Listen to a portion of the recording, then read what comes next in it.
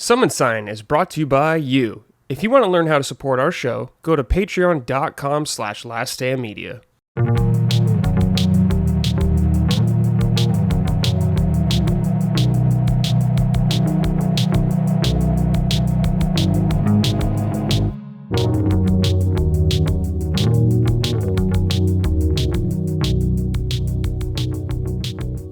Hello everyone, welcome to episode 56 of Summon Sign, Last Stand Media's weekly in-depth gaming discussion podcast. I'm your host, as always, Brad Ellis, and joining me, I got my boy, my punching up brother, Gene Park, back from, MagFest? Is that where you were at?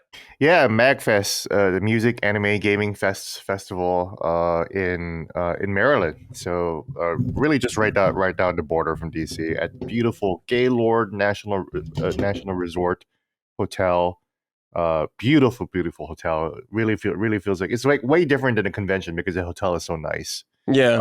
It's got like gazebos and like glass walls and everything like that. So it just makes the lighting like perfect, the natural lighting perfect for cosplay photo shoots. Ooh, yeah. Yeah. So that's why I Right. just met like a bunch of famous cosplayers and models, including Jenna Lynn Meowri, who took my phone and took one of her famous, do you got games on your phone, cell phone, selfie.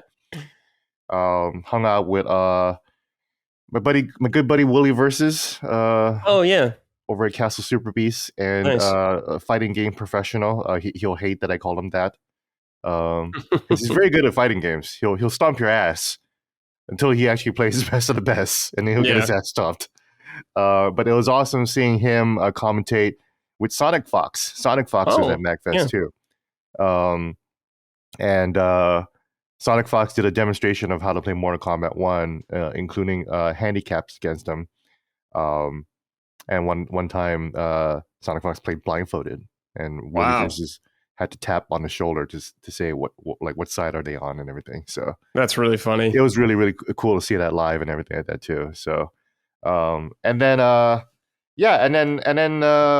Wooly and Super Eye Patch Wolf, they have a podcast called Versus Wolves, and they introduced me to a game that I didn't even really hear about or know about until I saw the panel. And I'll tell that story later for sure. But yeah, we can move on for now.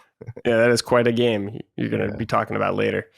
Also, we got joining us a special guest, Ember's Arcade YouTuber, has been on the show before. You were on Defining Duke Ultimate, right, in the past? Yes, rest in peace to Defining Duke Ultimate. Wow. I got to do. I think I did the penultimate episode of that series, so the second to last one. And I got on there with Maddie. We talked about video games, and we talked about MMOs in particular. I do MMO content specifically, although I'm branching out a little bit. As I think things are quieting down in that vertical of the industry, but yeah, it's been great. I've been a follower of LSMs for a long time, and I've been a student, we'll say, of Colin Moriarty since the Beyond days. So it's been an interesting journey watching everything grow, and so it's really good to be here. I'm a listener of Summon Sign. I'm a big fan, so thank you for having me. I'm excited to talk about live service slop with you. Yes, yeah, thank you. Yeah, you emailed me and just said you're interested in being on the show, and I thought, why the hell not? Sure. Yes, and Maddie vouched for you, so I was like, oh yeah, no question, and we'll get him on. Maddie approves of you, you're in. I have to send him flowers or something. He's such a good guy. Yes, this is Summon Sign. If you want to support us, go to patreon.com/laststandmedia. You can get early access to this show as well as our other shows, some exclusive content like Sacred Symbols Plus, all that good stuff. Leave us a nice rating, comment, whatever, subscribe, all that good stuff. If you enjoy the show, we appreciate it. Also, if you want some merch, we got it at laststandmedia.store. All right, so we're just getting it right to it. First of all, the first thing we're going to talk about, Ember, is Wuthering Waves. But before we get into that, I have a write-in right here we got to read first. Okay. This is from Dry Jelking to the 8-hour Rika Piana theme arm workout music video. This has to be a Snark Tank listener. I think he means Rich Piana, the late Rich Piana, the bodybuilder who died in, I think, 2017. How many of those are? Dude, I feel like there's like multiple memes about like dead bodybuilders. Oh, this guy. Yes, I know this guy. Yeah. Oh, yeah. Even I know him. Hell yeah. Yeah. It's like that and like Sizz or whatever, Scissorin. I forgot his name. But a lot of people know who he is as well. Unfortunately, that's the fate of a lot of popular bodybuilders. He died at 46. Oof. Too young, man. Too young, absolutely. Older than me, but yeah, way too young. Oof. Way too young. All right. They write and said, "Hello, Summoners. Quick question for Mr. Arcade. Is Wuthering Waves a Gooner's dream?" Thanks. Yeah, this is a gotcha game, so let's see. Well, okay, this is complicated, guys. This is complicated because I think that you have to compare this to what's on the field right now, right? And I think that the Gooner's dream, the dream is a strong word. I think it implies the biggest, best Gooner content that you can find. I think you're going to find that in Zenless Zone Zero. Wuthering Waves is a bit classier, I would say. No, it's not. It's not. It's not Sunday school classy. It's you'll have your there's some characters that are just stacked. For example, just a standard female rover that you play as. When you sprint, all that you can see is just the trunk. But so no, I'm not going to say yes here. I think it's a little bit classier. It's a bit more adult. It's a little bit more reserved. And when you compare that to something like Zenless that's out there, which is just so ridiculous. Did you guys see the Jane Doe trailer that was going around a few months ago? That it opens with a shot of Jane Doe's foot. It's a POV shot of her foot tilting somebody's chin up. So it's all right, guys. Man. But you're not going to get anything like that. Wuthering Waves is a little bit more mature, so I would say no. It's a mixed bag. Okay. Good job, Ember. Not every gacha game is a Gooner game for sure. It's not every gacha game is a waifu game, and I argue Nikke, Goddess of Victory, Infinite Nikke, Goddess of Victory by Shift Up. That is way more of a Gooner game than I think even Zenless Zone Zero. Oh, right, because the vibration of the automatic weapons is the entire game, right? It's like yeah. I would refer to as the twerk person shooter. So, also the fact that it can the game can be played in one hand.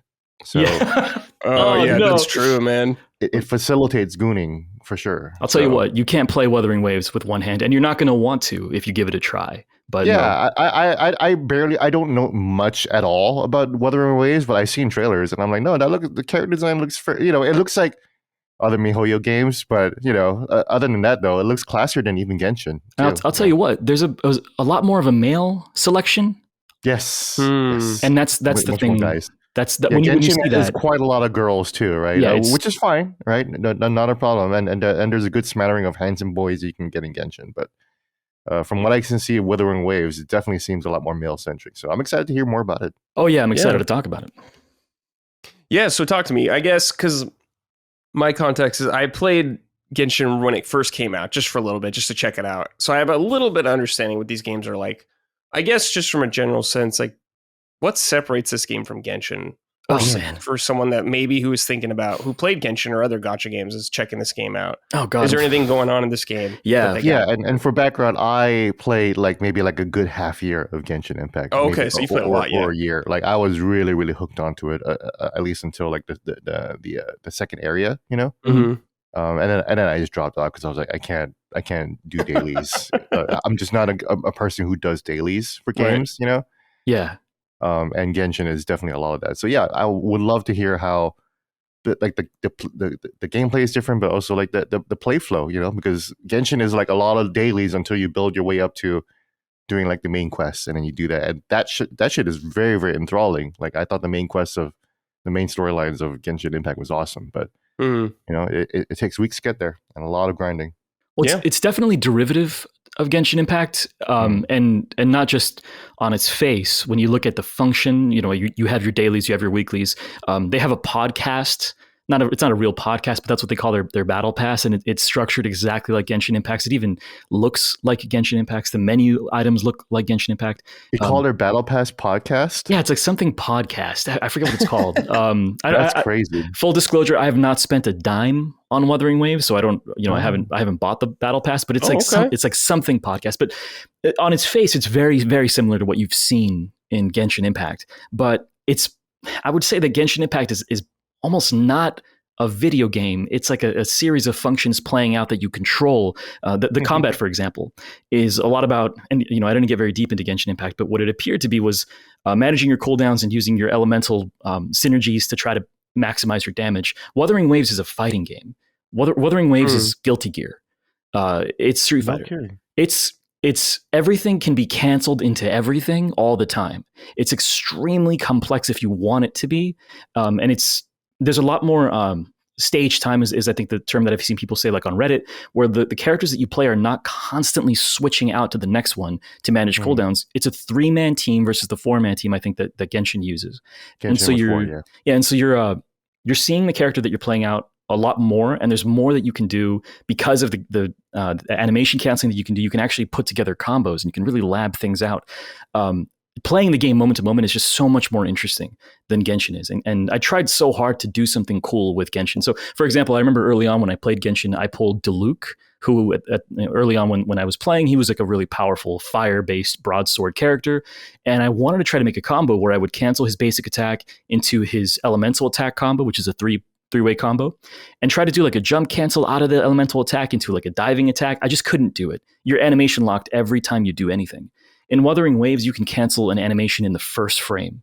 If you want to swing into an elemental attack immediately, back into a basic swing, into a jump and a lunge attack, you call an echo. They have an echo system where you can summon a monster or become a monster. You can just cancel into everything. So I don't know how much experience you guys have with fighting games, but I'm a big fighting game guy. I've got like 1,000 hours into Dragon Ball FighterZ. I've got similar numbers in Guilty Gear. I love the feeling of being able to stop an animation and do something cool with it and juggle a character. So moment to moment, Wuthering Waves is just so much more interesting than that. The open world experience is also robust. Like this shouldn't be free with how much there is to do. And I almost feel like weird talking up a gacha game like this because it shouldn't be this interesting, but it is. It's like you go out into the world and you have an incentive to just kill monsters and engage in puzzles, and also the traversal is so much more interesting because you have a grappling hook that you can use freely. Yeah, I saw that. Yeah. You can sprint infinitely outside of combat, so movement is never interrupted by your stamina. You can run on walls, not just upward but horizontally. So you're like Spider-Man or something. And that's not character specific. That's just built into the cake, or baked into the cake rather. And so. This is not the Spider-Man MiHoYo game, though, right? There was another game like this where you basically swing around literally like Spider-Man, right? I saw a trailer for something like that, but no, I'm not sure. I've not touched anything other than the 3 primary ones, Genshin. But are there buildings that you literally swing around like Insomniac's Marvel Spider-Man? No. The grappling hook that you use just like pulls you up into the air. It doesn't hook onto anything, and then you'll have like grappling hook spots that will take you somewhere specific. Okay. This is a different game then. Okay, cool. But there's a list of mechanisms that go so deep.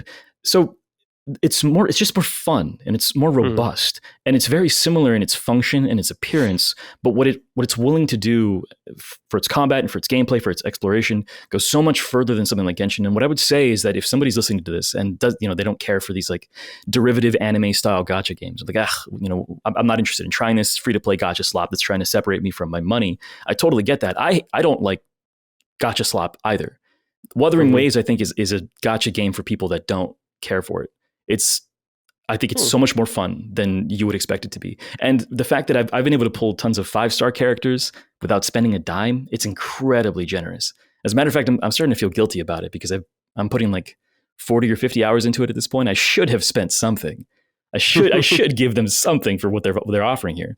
And I haven't spent a dime, but I've for people that are out there that know Wuthering Waves, I've pulled Calcharo, Yinlian, Varina, just a ton of these rare 5-star characters that I didn't need to buy anything for. And so I don't know. I think it's fantastic. There's a lot of stuff that's weird about it, but as far as the important stuff, gameplay, exploration, and also just the economy, very generous, really easy to play, super fun. I think it's awesome. So you haven't really run into anything like gating you off because you feel like you haven't spent money, which is good. You haven't had to spend any money, but you haven't run into anything where you're like, I've run into like a wall and they want me to spend money here, but you seem to find your way around it. Yeah, I sort of have run into that wall, but I think at that point you have to make a personal decision as an adult, right? Am I going to turn my hard-earned dollar into a digital currency? But I am okay with the fact that resource acquisition is time-gated based on this refilling. I'm sure, I think Genshin had a similar system where you can spend this like moon currency that you have that you can convert into upgrade materials, but you only get so much of it per day. And Wuthering Waves works the exact same way. So you want to come back and do your stuff every day if you want to make sure to keep your resource acquisition steady. And as long as you're okay with things taking some time, and also just focusing on a few characters and not trying to max out everything, then yeah, it's more than reasonable. I'm installing it already right now. Oh God! Oh God! Wait, I'm so glad you said that, Gene. The mobile version is pretty scuffed. I have to say, you might have better mileage if you got a better phone. I've got an iPhone 12 and it doesn't run it very well. I have an iPhone 15, so okay, no problem. You might have a better time. But I would recommend it. On iPhone 12 is pretty old now at this point. That's Switch. So yeah, I like to wait like 4 to 6 years between. Just save that money, but. It was really badly optimized when it launched. It seems to be much smoother now, but it's still pretty scuffed on my phone. But there's cross platform. So if I download on PS5 with my iPhone ID or whatever, then it'll work, right? Oh yeah. Just be careful. Be careful not to and because I ran into this with the PS5, don't sync up your PS5 account to the Wuthering Waves app on your PS5. Yeah, otherwise you have to. Yes, that is the exact same mistake I made on goddamn Genshin Impact. So I have two stupid ass accounts in Genshin Impact, and I always forget which one it is. And the one I have advancement on is my iPhone one, and then I keep signing in via the PSN one, which has nothing on it because it's stupid to play. Yeah, I'm waiting with these games. I'm actively waiting for them to separate my PS5 account from the game that's installed there. I needed to sync up to the account that I've been using since before the PS5 launch, but that's like taking time for some reason. It's kind of why I quit Genshin. I was like, I already kind of messed up the intro, the account that I actually wanted on this. So I don't know. Good point. Thanks for the reminder. So I'll be a lot more careful with Wuthering Waves. Well, I'm really excited to check this out. It's fantastic. I'm a fighting game fan, so you said everything I could possibly want, and I tried Zone Zen Zero, but it was very simple because it's definitely made to be a mobile game. Zenless has the appearance. I see on the Wikipedia for Wuthering Waves, they're comparing it to Punishing Gray Raven, which is a game I really like, even though it's a little dicey, but could use a better version of that for sure. Yeah, Punishing Gray Raven I think is Kuro Games as well. I think it's the same developer. So if you like the combat from Punishing Gray Raven, which is I also quite like that a lot, then you'll see the DNA in Wuthering Waves. Oh, this is not MiHoYo. Okay, great. Yeah. Wuthering Waves is Kuro. Yeah, awesome. I'm excited to check it out. I hope you enjoy it, man. There's a lot of stuff around the edges though, and I don't want to get too ahead of myself because I know. Yeah, let's talk about that. What's some of the stuff in the edges you think? Yeah, go for it, man. So the story is a little overwrought. I'm sure. Have you guys? I mean, you guys have read maybe a young adult novel here and there. They like to use a lot of proper nouns pretty early on.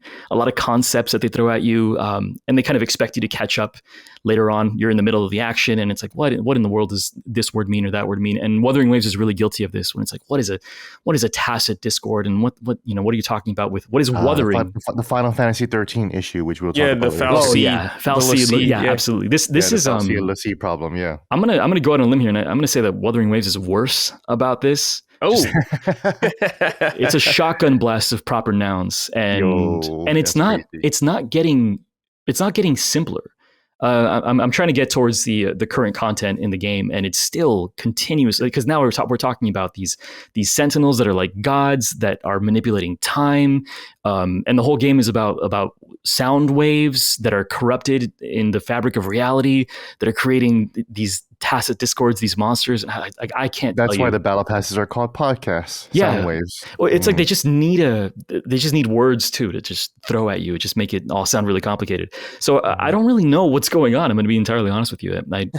I think like on a simple level, I can tell like they're the bad guys that look bad want bad things to happen, and we're going to stop them from doing that. But good enough for me. But on the edges, right? It's like all the details get a little crazy, and then there's other things that are a little wrong with it that are harder to diagnose. The voice acting is not great in the English. I switched over to Japanese just because I felt like it was more tonally consistent. But there's this inexplicable thing that, and I did a video about this, I think a year ago, that a lot of the voice actors, and I think all the voice actors, I might be wrong about that, but I'm pretty sure that all the voice actors are from the UK. But most of the characters, especially at the beginning, speak in a flat American accent. And it's not a good American accent. Some of them are really not great. And I know there's sort of a meme about people from the UK being much better at doing our accent than we are at doing theirs. And I'm sure there's some truth to that, but this is not one of those examples. It's very distracting. And That's funny. On the Wuthering Waves official YouTube channel, you can find these like 2-minute long character introductions that it's a little bit of like a performance about the character, and then the voice actor or actress talks a little bit about who that character is and their motivation and their backstory.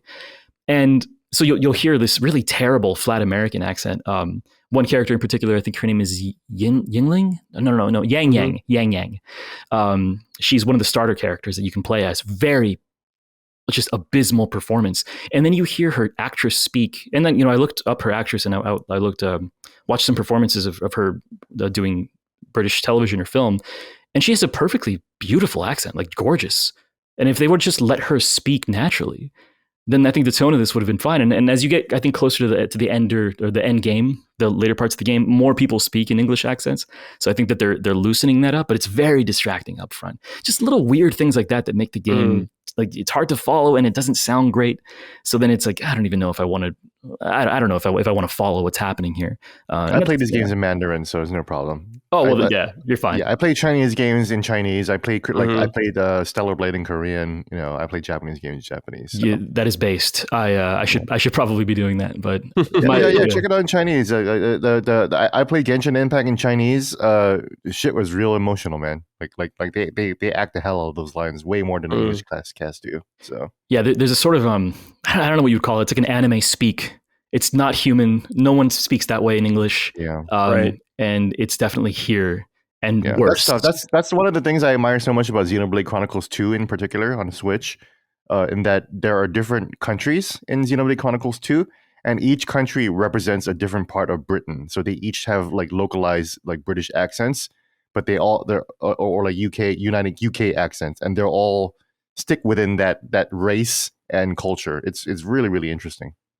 Yeah, in this one, it's like you'll have a flat American, then inexplicably a side NPC will speak in like Oxford English. I don't know. It's it sounds like there's no like rhyme or reason in terms of the voice direction here. Yeah. Which I'll check it out in English first for sure. Yeah. God, I would before I perma switch Chinese. I would love to see your impression of Yang Yang. I'll do it in Chinese first. Yeah, but then as soon as I hit Yang Yang or whatever, then I'll switch it. I'll flip it on English and see how that goes. So. I could be wrong, but I think Yang Yang is the first spoken line in the entire game. So I think you pop it open. Start in English. I'll watch the cutscene. Yeah. It's weird, and maybe you'll think that maybe I'm being too harsh. I don't want to be mean, but I don't know. I think that there's better voice acting in Final Fantasy 13. Look, I seen your channel. You are a very well learned player of RPGs. So as far as I can tell, you've heard a lot of voice acting in RPGs, especially in Final Fantasy 14. Oh my god. So if you know that, then I think you can be a fairly barometer. I've been exposed for sure. Yeah. Okay, so aside, I guess, from story and kind of like the presentation of the game, are there any gameplay elements to it that's kind of irk you a little bit? I think the gameplay is the place where everything is good. I can't think of any single. Well, I guess what I would point to is that it can be really obtuse to figure out where to spend your time while you're in the game. And so this is a sort of a psychological issue that I had with Genshin. It's the same with Wuthering Waves, is that you have this constantly refueling resource that you use to convert into upgradable items for your not just your characters, but your equipment and your echoes, which are these monsters that you kind of equip to give you stats and that you can also transform into or summon in the middle of a fight. And so you always want to be in a state of being at a sort of a deficit of this resource that you're juggling, because you never want to be maxed out and then you're not building anything passively, right? You always want to have some used. So I'll turn on the game and it's like, well, I have a lot of quests that I want to do. And these are quests that are just for narrative. It's intrinsic, but I need to make sure that I get my dailies done so that I'm not wasting this resource. And so then I'll spend like half an hour doing a bunch of dailies or weekly stuff. And then I'll be done with that. And I'll think, well, I don't know that I want to go do narrative stuff now. And I need to go do narrative stuff. But it's just, that doesn't give me the extrinsic reward that I'm looking for from upgrade materials. And so there's that, but also the fact of trying to parse out what you should do to upgrade what. There are so many currencies, so many kinds of resources to reward the different avenues of upgrade materials for your characters and for your echoes and for your weapons. And that's Genshin like. That's exactly the Genshin gameplay loop. Yeah. When right before I like uninstalled Genshin, I remember I had a recurring calendar thing on my phone to tell me like, okay, on Wednesday I can run this dungeon because on Wednesday it drops this accessory. Exactly. I hated that shit. Yeah, I hated planning out my days where it's like, okay, Wednesday I got to go to this dungeon so I can get that drop. It's not as intense here. Like I haven't had to do that with Wuthering Waves, and I'm pretty used to doing things like that with a lot of the MMOs that I play. But it does great. It becomes a bit of a digital work rather than recreation, and while it's not as intense, there is some intensity there. And so I find myself looking at menu items and trying to parse it like, oh my God, where do I get this? Okay, I have to go do that.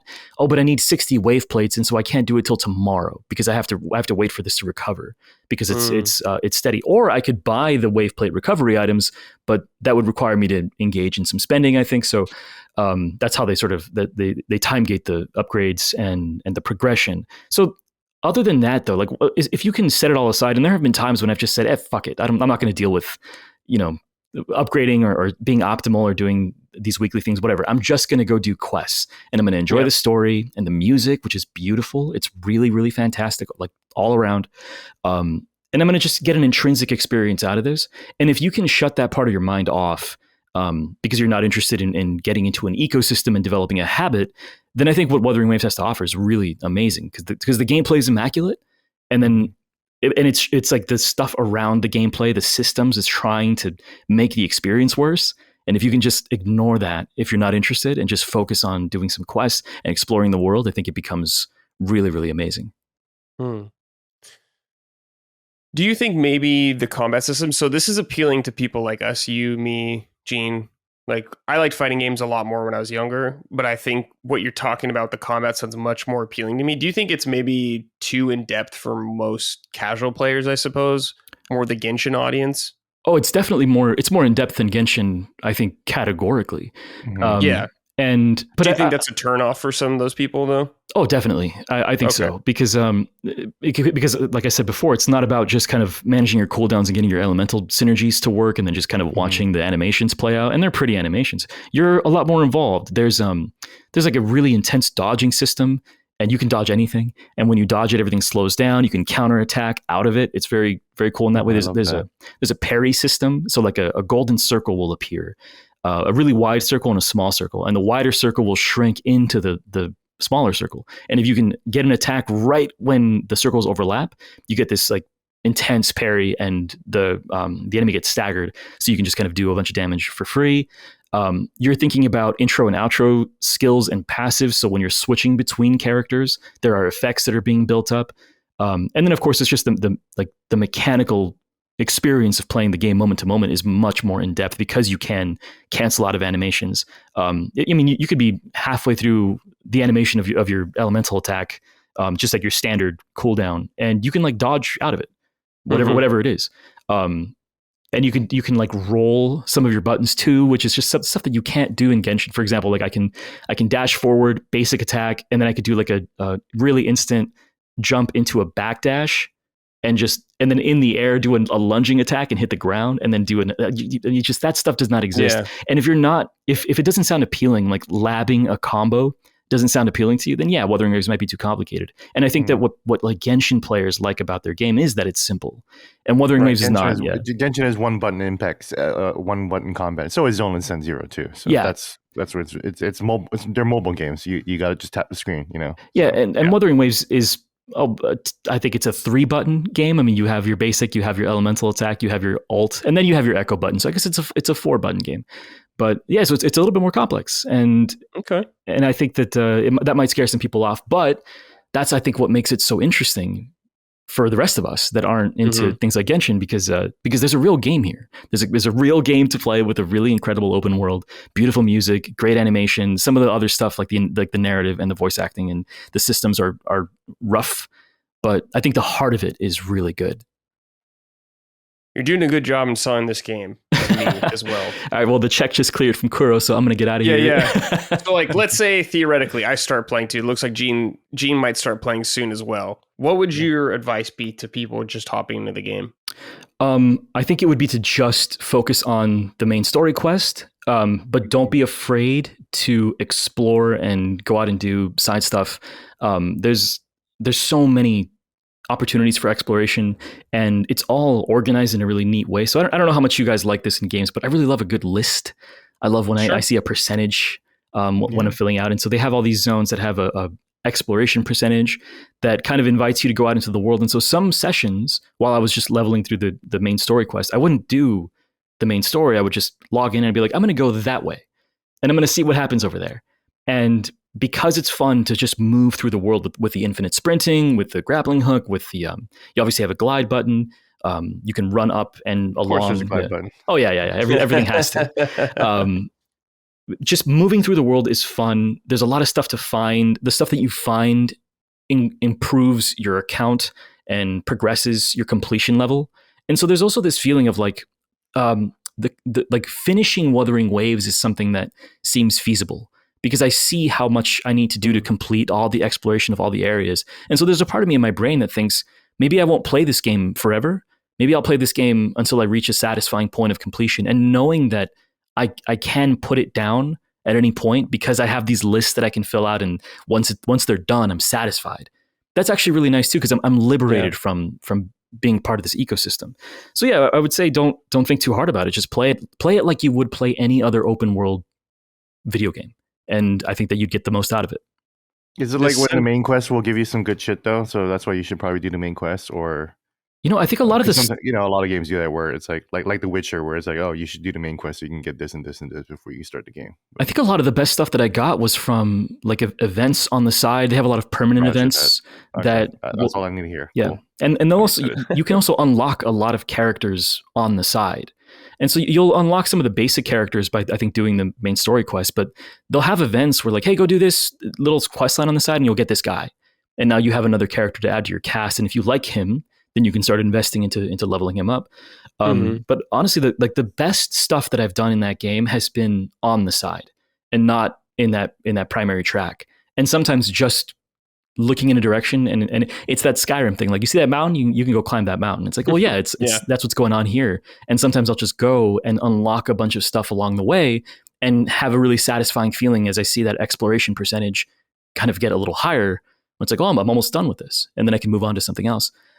So I think that if you break away from what the game is trying to get you to do all the time, which is like go, then go grind out this stuff and try to like level up your characters, I think what you find is the game is really fun and open and fun to move through. And so, yeah, just I think do whatever you want when you're in there, and I think you'll get the most out of it. Okay. Fuck, man. I'm kind of annoyed you started talking about this because now I'm interested. It's good, man. I don't need another big ass game to check out. I'm so sorry. I'm so sorry.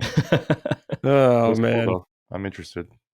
Yeah. You're going to have to help me with one of these names of a location here in a second, Ember. This is from Sotelo74.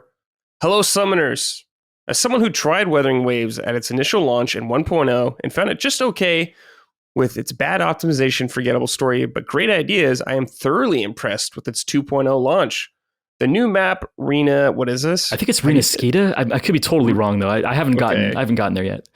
Rena Skeeta, we'll just say that. Skeeta, yeah, is a really cool Italian theme map with great music and character design. The story has been great so far, with boss fights and moments. You can even tell they take a lot of inspiration from software, from software, with an area of the map having its own small Erd tree and an Easter egg having ghost archers attack you on a bridge. Very interested to see if Kuro Games can keep it up with a AAA quality content in the future. Wow. I didn't know Wuthering Waves was so good, apparently. It's, well, so I haven't gotten to the 2.0 content yet. I'm catching up because after I played it when it launched, I did a video and then I put it down. And so I've been catching up in the last few weeks. So I'm not quite to the 2.0 stuff, but I've been watching a lot of the trailers. There was a character that got released for this area, Carlotta. She looks really, really amazing. The animation and the presentation for her character trailer was a step up from a lot of what I've seen before. So it's clear that the production quality is increasing. I think that the game has probably been very successful based on how willing they are to continue to improve what it is that they're offering. And I've heard a lot about this area, which I think is Renasquita. I mean, it sounds silly, but I think that's how you say it. That might be it, yeah. Forgive me if I'm saying that wrong, but I've heard a lot of really great things about these places too. And so I'm catching up. I'm not quite there yet, but I'm looking forward to it because, yeah, I've heard this from software comparison before. And get a little Elden Ring in my gacha game. It's like, I'm not going to say no to that. I know. That's, I didn't need to hear that. That's too appealing to me right now. Yeah, but it's just like he said at when he started, the story is weird and the optimization was bad. And that's true for sure. But it seems like as time has gone on the optimization is definitely better. And I think the story, while it's still overwrought and there's just a ton of like a shotgun blast of proper nouns, I do think that it's becoming more interesting as I'm getting closer to the 2.0 content. Okay. So this is on phones, PC, I assume. Yeah. PS5, anything else? I don't know if it's on Xbox. Although if you have a phone, then you also have an Xbox. So I guess that's true. I guess you could say yes. True. Yeah. So I play it primarily on PC. Okay. The last thing I'll say is definitely play with a controller. This game is so much fun on controller. It feels really, really good. So that's I think that will optimize your experience if you want to get the most out of it. Like it's fine with mouse and keyboard, but when you play with a controller, it's like, oh, I feel like I'm playing something sort of like a DMC light kind of game. It's really cool. All right, man. You sold us. I have a backbone for the iPhone too, so perfect. You're good to go. You're gonna have the perfect experience. Exactly. I hope you guys like it. I'm a big fan, and I hope that I'm not. This might all be cope. I trust your opinion because you've played many MMOs and stuff like that. So I know you have tons of experience in these kind of games. So it is very refreshing to hear someone be so delighted about this because I hadn't heard too much about it. So yeah, this one flew under the radar for sure. Yeah, I mean, shout out to the Game Awards, getting all of these ads going on. But that's how I heard about it through Gamescom, through Jeff Keighley's thing. He's hotly connected to the Chinese mobile gaming industry right now, and they're way willing to give him money. But it works. When I saw Wuthering Waves, I was like, hey, that looks different and it looks a little interesting. I might check that out. And then you're just confirming more for me. So. Yeah. I just hope you guys like it because otherwise this whole thing is going to be a big cope. I mean, it's free, so don't worry about it. The way you're describing how you play it is kind of like how I would tackle this thing. I'm not going to spend my whole life playing this game, and like dailies annoy the shit out of me after a while. So I'm just going to kind of do whatever I feel like doing in the game. That's exactly how you should approach it for sure. So yeah, I'll just play here and there. It's like kind of how I play 14. If I play for like a little bit when expansion comes out, I'll take a year off, come back, play a month, take another year off to get caught up for the expansion. Yeah. That's just usually how I play these kind of games. All right, cool, man. You did an excellent job selling us. Checks in the mail for you. Finally. Yes. All right, boys. Next game on the list is what I've been playing, Ninja Gaiden 2 Black. Mm-hmm. So, you guys have experience in Ninja Gaiden, I assume? Definitely. So full disclosure, I have zero experience with Ninja Gaiden. Okay. Yeah. So, but you have action game experience, like Devil May Cry and stuff, right? Yeah, I've played DMC 5, and that's like as far as I've gone. Yeah. Okay, so you got some cool. Well, you've played Wuthering Waves, so it sounds like you got some as well. Ninja Gaiden is a different breed altogether. Oh, it's a different beast for sure. Yeah, it's way different than Devil May Cry. I heard it's really hard. Yes, this is the game that everyone thinks Dark Souls is. So I'll say to that, like, I've been playing it, and I'm playing on the second hardest difficulty, and I've died one time. I don't think it's that hard so far. The only hard part so far of the game is the bosses. I think it's just a lot more refined than I remember from Sigma 1, which I played a little bit of last year. Everything just feels a little smoother. But, I haven't beaten the game yet, so who knows how I'll feel at the end. It can be very hard if you try to get all the highest ranks and all that kind of stuff. Like I forgot like the top ranked Master Ninja or something like that. But anyways, so Ninja Gaiden 2 came out on Xbox 360. I don't remember how long ago it was, but that's when I played it originally, the base game. One of the best GameFly games I ever got. What a great rental that game was. Then it eventually came to PlayStation. They did the Sigma versions, and their alterations of the game. They added some things like some weapons, but they took away the blood. They always take away the blood in the Sigma version, so it always bummed me out. I heard about that. That sounds lame. Yeah, it really sucks because the decapitation and blood mechanics of the original OG NG2 for Xbox 360 were brutal. Yeah, like the and blood it's like would stick on the walls. it's a The key body parts would stay around. Yeah, it's like a key thing from a gameplay perspective too when a limb gets chopped off. Yes. So when they take away all that kind of stuff, it really does take it back quite a step. Yeah, you can still cut off limbs in the Sigma versions, but you can, but they just don't fly off, and visually it's just not as cool. Satisfying. And these are video games. These are video games, satisfying. But yeah, should be ultra violent Ninja Gaiden. But yeah, anyway, so now we're getting Ninja Gaiden 2 Black many years later. So just for context, more on Black is with the original Ninja Gaiden, there was Ninja Gaiden on Xbox, the original. Then they did Ninja Gaiden Black, which was kind of a newer version of the game. They added some updates and stuff like that, which is kind of, it's like, I guess that's the definitive version of that game, I would say, is Ninja Gaiden Black. But then they did Sigma later on when it came to PlayStation. But now we're going back to Black, and it's kind of added a lot of the stuff that people liked about Sigma and the original, particularly the blood and a lot of stuff, and I think some new weapons. So, but just so you know, like, this game fucking rules, man. It's been so fun coming back to this. I haven't played Ninja Gaiden 2 since, like, PS3 era, probably around that kind of time. And man, it still feels really good. The mechanic we were talking about, the limbs chopping off, it is so fun because during combat, you're fighting guys, there's blood everywhere. Doing moves, you'll occasionally cut off a limb. Like you'll cut off a guy's arm or you'll cut off their leg or stuff like that. When they're missing a leg, they'll crawl after you and try to still get you. Maybe they'll do like a suicide attack on you, which is really fun. But what's really cool is when you cut a limb off, you push triangle or Y, whatever it is on the Xbox controller, and it does like a brutal finisher. Think of Sekiro when you like break their poise meter or something like that, and you can do the death blow. That's essentially what it looks like.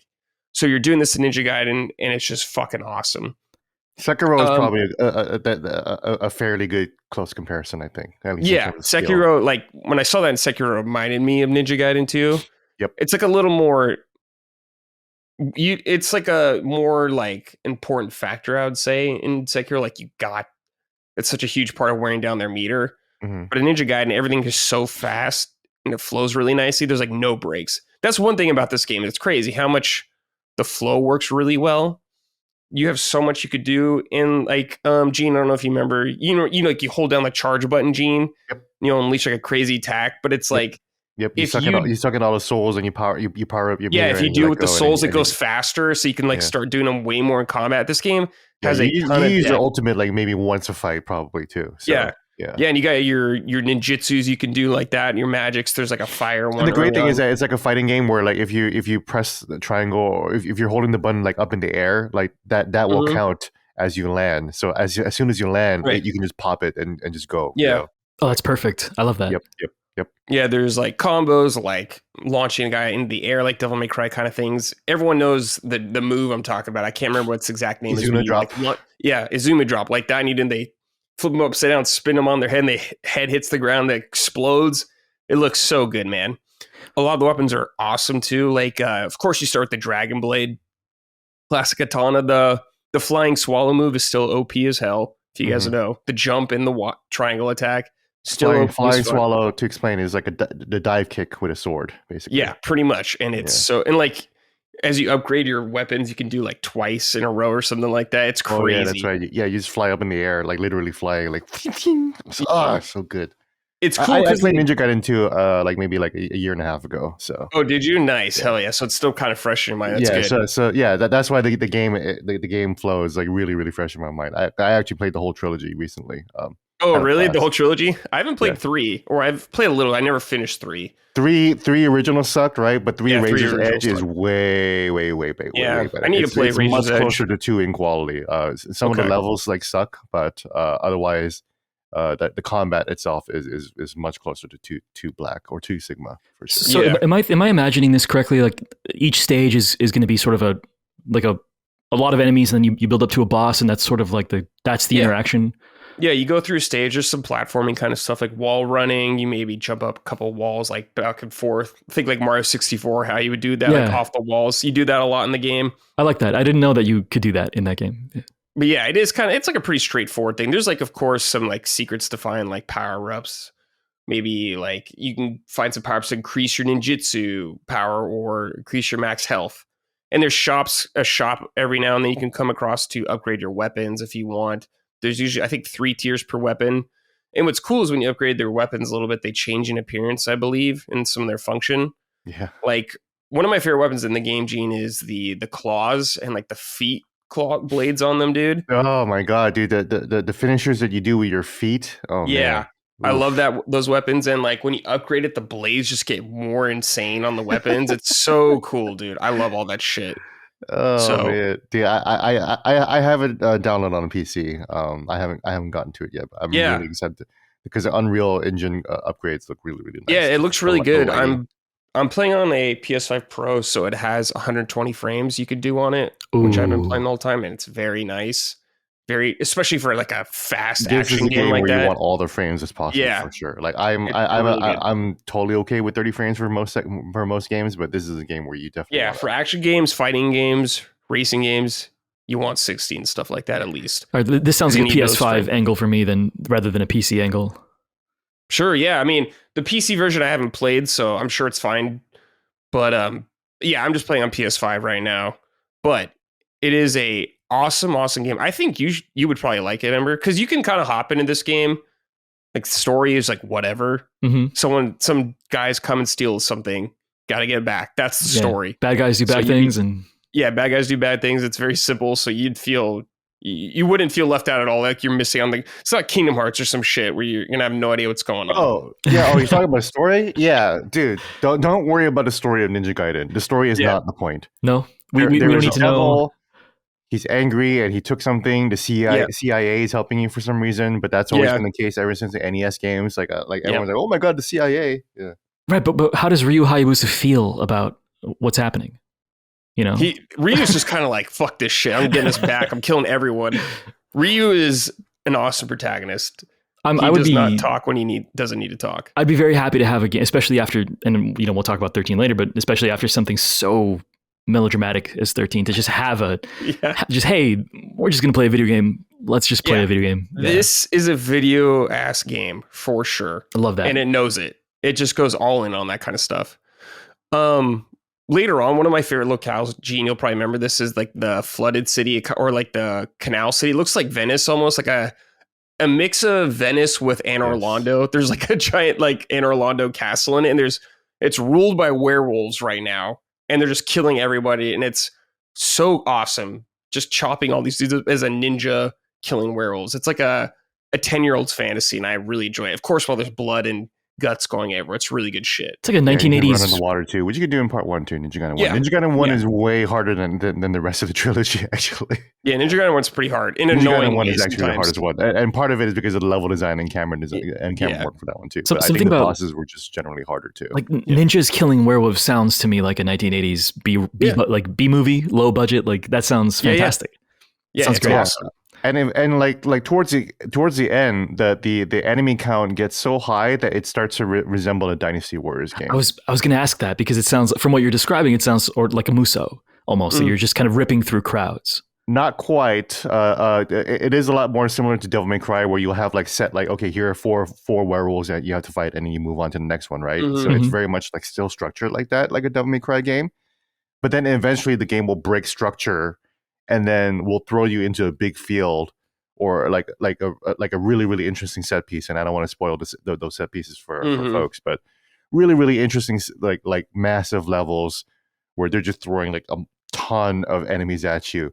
And at that point, like if you have those upgraded claws, you just dive into those mobs, and then there are just limbs and blood everywhere. Like this is like in terms of ultra violence, Ninja Gaiden 2 in particular, is just one of the most satisfying fucking bloody games ever, for sure.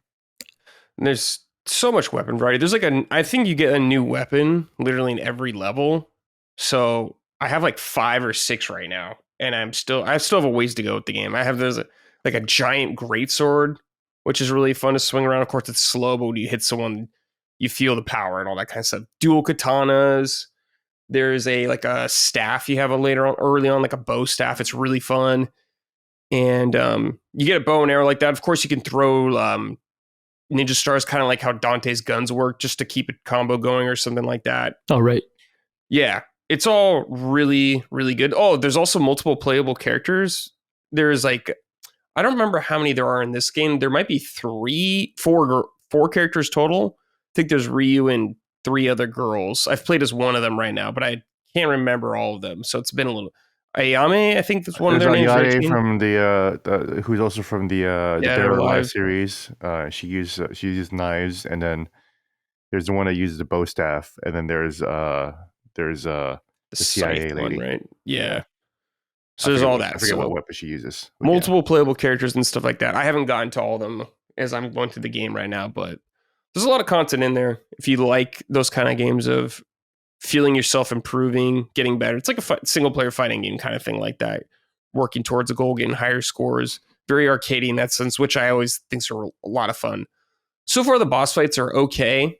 They definitely feel like a relic of their past. Like, we've come a long way, in my opinion, in boss fights, and they're okay for some, on the most part. But there's like some really shitty one, like this giant, like he looks like almost like a giant flying caterpillar.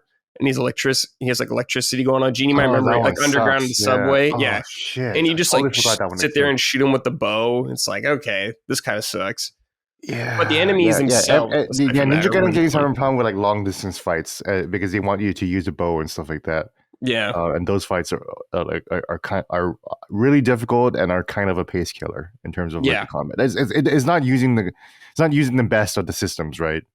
Right. It's like, oh, this is a boss fight from whatever 2010 or something like that when this game came out. So as long as you're variety's sake or whatever like that, is like you variety's sake. You kind of didn't need to be too like varietous, I guess, or whatever. It's always interesting when game developers do that kind of thing. It's like they're second guessing the bread and butter, and it's like, there's no way that somebody's going to be having fun chopping up people with a great sword. We're going to have to break this up. We have to break up the pace. Right. And it's like, I think trust what you've got, trust the tool set that's there. It seems like that's usually the best answer, especially for how in depth combat can be later on. Especially, I think you got enough going on there where it's not like super shallow or anything like that.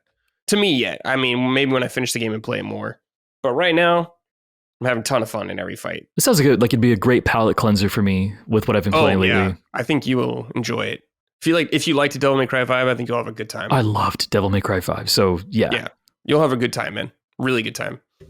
It's also on. So it's on. I'm playing PlayStation right now. It's $50 on PlayStation, but it's on Game Pass, PC, and Xbox as well. So if you have one of those, you could play it there. Oh. So options for everybody. Maybe a 1 month into early cancellation into maybe refund angle is appropriate here. Oh yeah, absolutely. You can play this. You could beat this game in like a week probably or less. So yeah, perfect Game Pass game.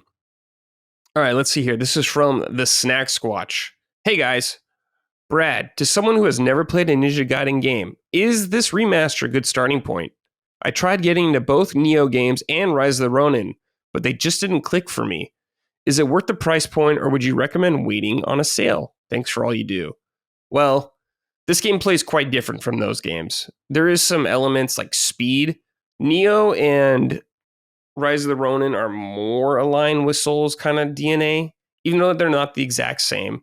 This is much more closer to like Bayonetta and Devil May Cry kind of action games like that. So I think if you liked stuff like that before, you'll have a way better time like that. Like, you're not going to be managing loot in this game or anything like that. Like Neo and Rise of Ronin has a ton of loot, like ARPG loot systems. So you don't have to worry about any of this. I think this game is really awesome. So I would recommend it. But what do you think? What do you think, Gene? For Black? It's for Snack Squatch here saying they want to maybe check this out game, but they couldn't get into Neo or Rise of the Ronin. Oh yeah. I saw the question. I'm sorry. Sorry, work is DMing me stuff too. It's fun. I would say you are in the wrong state of mind if you're comparing this to Neo. I understand that they are Team Ninja games, but this is not an RPG. This is not a game that you can grind out and eventually hope for the better weapon. If you can't beat the boss with the skill set that you have, then you're stuck. You have to learn the boss. You have to figure it out. You have to fight it. That's why I say it's a lot closer to Sekiro in that regard. It is, yeah. In that Sekiro, you can't really level grind past a certain point at a boss. You got to learn the boss and gotta get good. Yeah. This is the game where get good actually applies. Dark Souls, you can actually, and Elden Ring, you can actually level past a certain point and you don't have to be good at all. You can just tank everything and just trade blows. It's not one of those games. It's not one of those games. So if you think, I don't know about what Neo and Rise of the Ronin, they both don't click for me either. For me, it was that loot grind that I did not like for either game, including Final Fantasy Stranger of Paradise 2, which is basically Neo 3 or Neo 4, right? Yeah. That part doesn't click for me. And I think the combat system is just way different. This is not a Souls game. This is Ninja Gaiden. This is his own combat system. That's why I say I don't really compare it that much to Devil May Cry, although it's closer to that than it's definitely closer than Dark Souls or Neo for sure. So yeah, it's close to that, closer to Bayonetta kind of DNA, things like that. Yeah, for sure. But I don't know. It's just not. It's just not one of those games. That's why there's so much takes right now about how Ninja Gaiden 2 is kind of embarrassing the rest of the AAA games industry, or a lot of articles where Ninja Gaiden 2 reminds me of how good games used to be, because that variety part is kind of annoying, but it also makes what it makes the game challenging and charming, and unique. The fact that it will eventually throw a bunch of monsters at you, it's a game that really, really understands and appreciates the level of escalation, in violence. It's a beautiful, beautiful game. I can't stop loving it, and I think it's so awesome to see everyone playing it again and kind of it's great what it is. So I'm excited to hear back from people who play this game for the first time. So, that's me. Yeah, man. I'm that guy. So So Mr. You're that guy, dude. Mr. Snapsquatch, as an outsider. You too, and Snapsquatch. I'd be really interested to hear your take, especially as fans of Devil May Cry and Neo, because I think they're both different enough that this is a very, very unique experience, and I've never to this day I'm still I've never really played a game like Ninja Gaiden. Not like Metal Gear. Maybe Metal Gear Revengeance is close, Sure. Right? Which is why I think a lot of people saw the Ninja Gaiden 4 trailer by Platinum and they were like, "Oh, this looks a little bit like Revengeance." I'm like, "No, I some of the slow mo is kind of there, but they were already doing that in Ninja Gaiden 3. And if you play Ninja Gaiden 3, you can already feel that evolution too. Yeah. So I'm really excited for people to play this. Now he also asked, "Is it worth the price point, or would you recommend waiting on a sale?" I mean, $50 is a little steep. It's feels a little steep. I think it should be 40. Honestly. I think that'd be ideal for it. I think 40 is totally fair. 50 for me, and because I know the game, I'm like, oh yeah, I'll spend $50 on it. But for someone who's unaware of the game or hesitant to know if they like it, maybe wait a little bit. But like I said, also, it's on Game Pass, so you can check it out there for a reasonable price if you're curious about it. But I'm sure it'll go on sale down the line. It's a good time to get caught up before 4 comes out as well. And 4 looks fucking awesome. And that's in fall, right? That's coming out fall this year? Yes. So there's time. Yeah. That was very exciting, yes. Yeah. And Ragebound coming out. Gene, we're eating good right now. I know Cog's pleased. It's a good time to be Ninja Gaiden. 2025 is looking stacked, guys. I know. I'm shocked. It's great, man. It's a really good time for video games. Let's see here. This is from Phil Walker. Boys, fucking Ninja Gaiden Black 2. Language. Yes.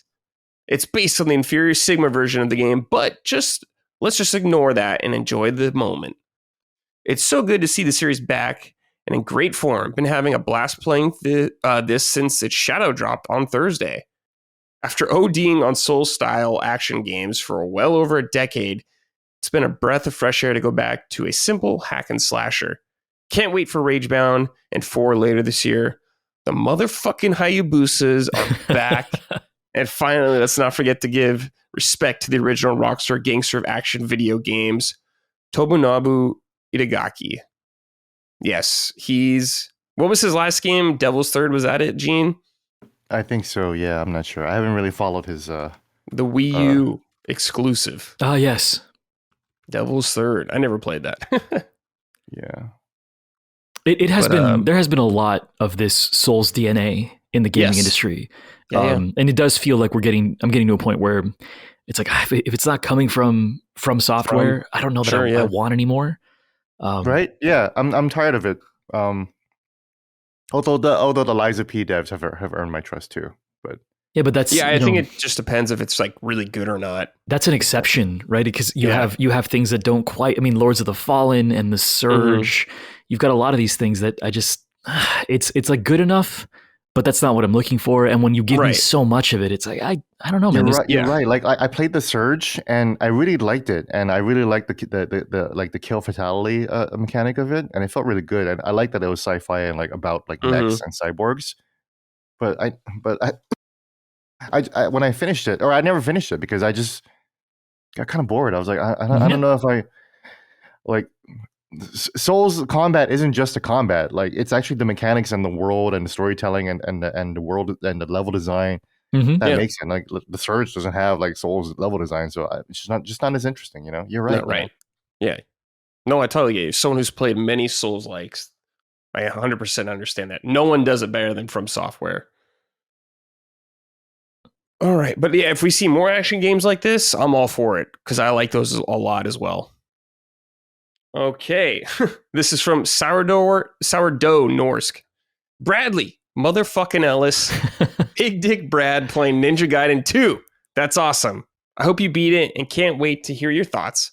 I remember playing this one back in the day and just giving up on it. Too hard for me and my tiny balls. My God.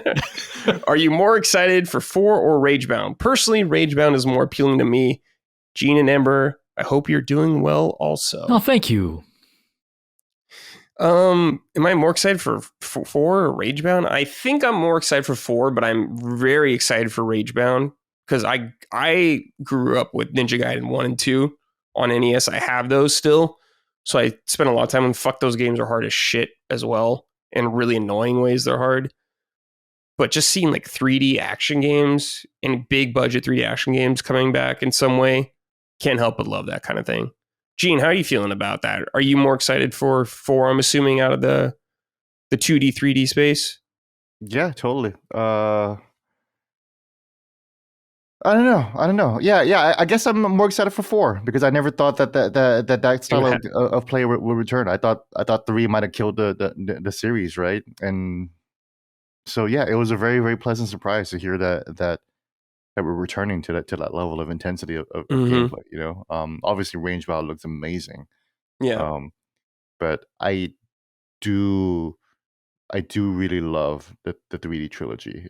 It was just like a core gaming memory of like the early of like the original Xbox era, you know. Oh yeah. One of those games that made the original Xbox so unique and interesting, you know. Absolutely. Yeah. So I had to borrow one of my friends to play it. Yeah, it's one of those games I had to borrow friends to play. I was like, I gotta play this game. You gotta lend me your Xbox or something. I gotta do it. Yeah, man. Good shit. Very happy to see Ninja Gaiden back. And also a couple of notes. There are difficulties, like a slider in the game, so you can do like normal, easy, hard, or all that kind of stuff. So if you're worried about that, if you're worried about being too hard to not get through, you could probably get through it through some of the difficulties and stuff like that. Also, 2 Black's a totally fine place to just hop in the series. Like me and Gene are saying, don't worry about the story.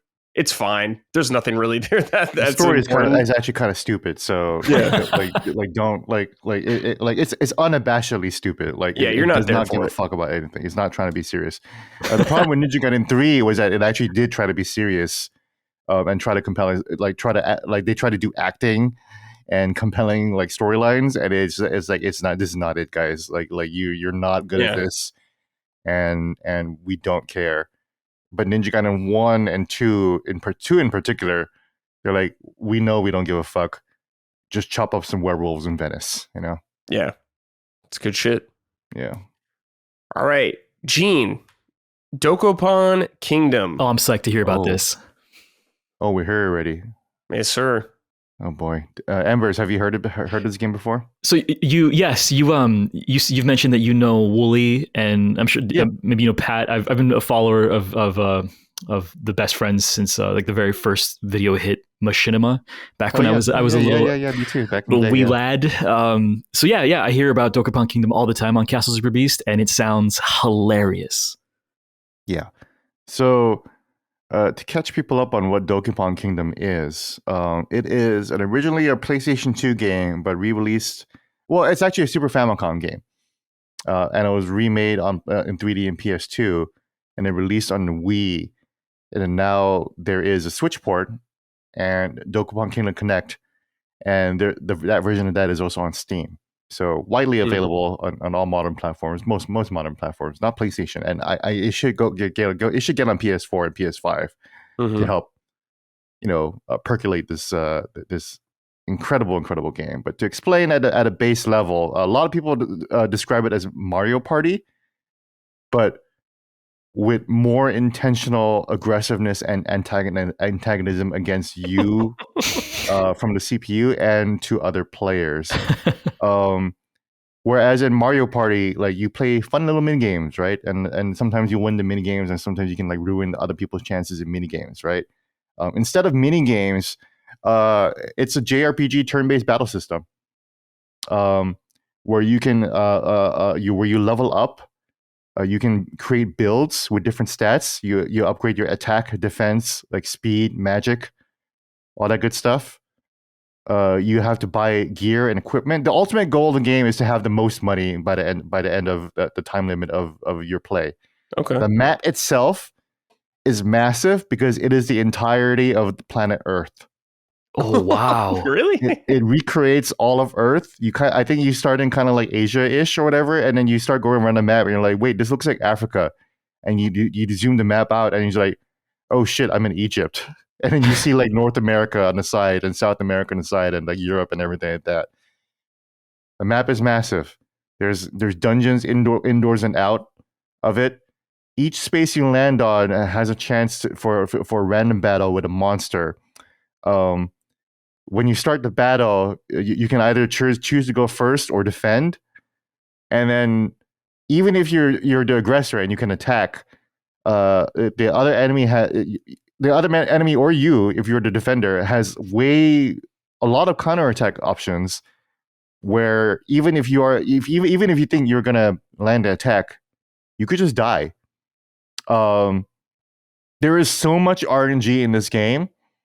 At every single level. Yeah. I love from that. your movement to when you attack to how you attack to how much like damage you do when they're defending or not, whether the attack even lands or not.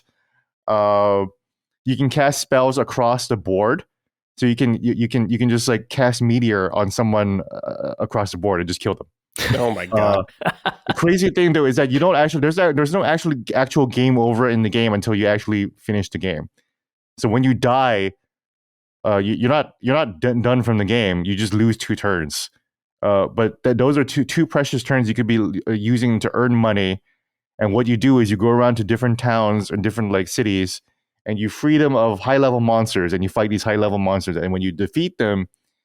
And these are really, really hard bosses. Like you need to be grinding. You should be grinding around the board to gain good equipment, opening treasure chests at treasure chest spots, and you should be grinding to level up to beat these monsters. And once you beat them, you can get town, and that's how you get the most money, basically.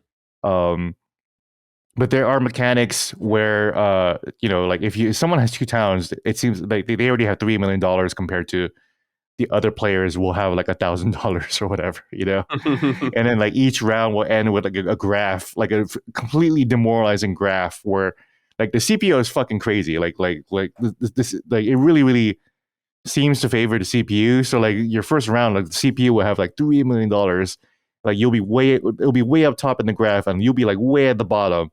And you're like, you got like $1,000. You have that much to catch up. Wait, is the currency in dollars? It's just in gold or whatever, right? Okay, I was gonna say there's something funny about like a JRPG using American fiat currency as the it's just gold. Like this is Dokapon Kingdom, so the goal is to get enough money to win the king's daughter's hand in marriage, basically, right? Oh, okay. And also rid the world of monsters. So that's why you're going around town to ridding the world of high level monsters. There is a last boss too, as far as I can tell. But the way you can get money back is you do PvP. You land on a spot where the other player is, and then you have a JRPG fight between your two builds based on like how much like what your stats are, what your equipment is. If you beat them, you can either rob them of their equipment or their gold. You can take over one of their properties. You can embarrass them and call them another name. Or you can change their hairstyle or their face or their clothes. Man. So even the CPU will call you things like Super. My other buddy, Super Eye Patch Wolf. They were called a hobo crawfish, and the CPU called them that. Oh, anything but that. Yeah.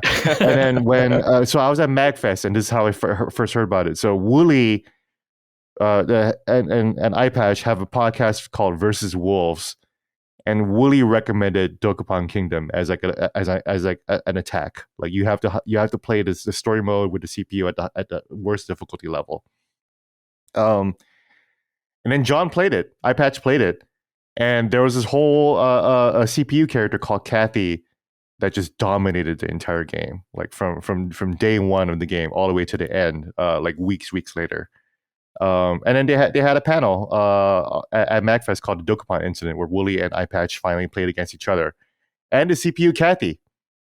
Oh man, I don't want to spoil the story for that for people who didn't attend, and they will be updating Versus Wolves with footage of that.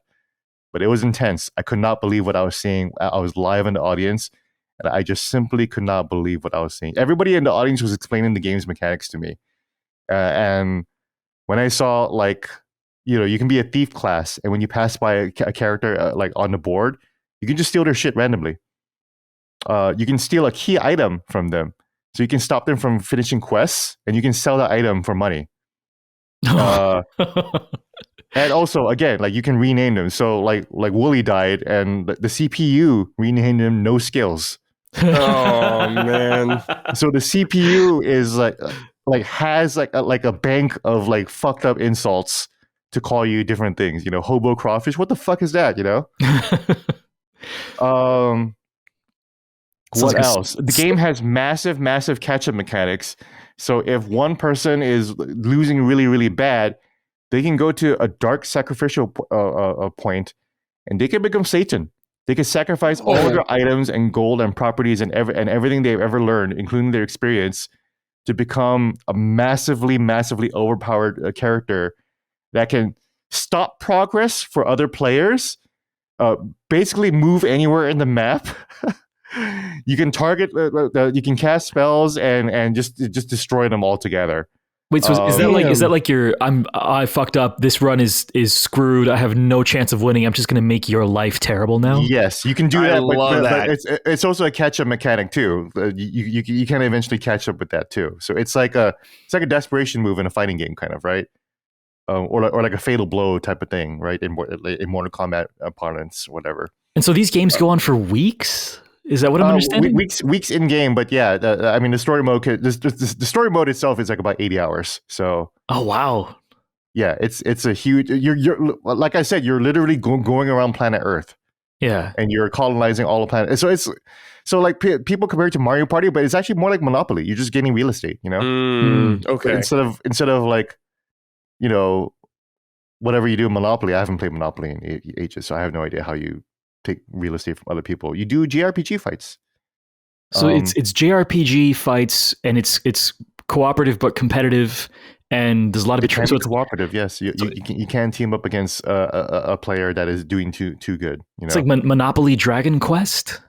It kind of is like that. It's a little bit of D&D too, because if you land on an empty spot, you will always have a random battle with like a, just some regular enemy.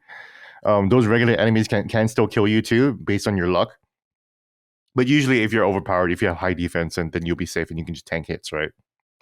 But every once in a while, on these empty spaces, there'll be just a random character that will be like, "Oh my god, here I will heal you," and then you're all healed, right? And they'll be like, "Oh, that'll be $50,000, 50,000 gold," and you have no choice in the matter. You have no choice in the matter. You can't be like, "No, I don't want to be healed. I want to keep my money. I need the money for equipment."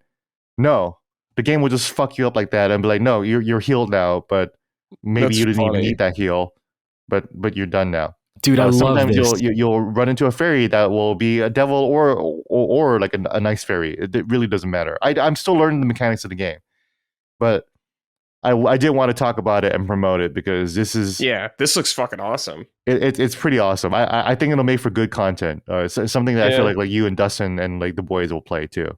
Oh yeah, we gotta play this. Definitely, we gotta play this. 100%. Oh, I'm excited. It's opened up a whole world of content for me. I realized the Game Grumps played it 10 years ago.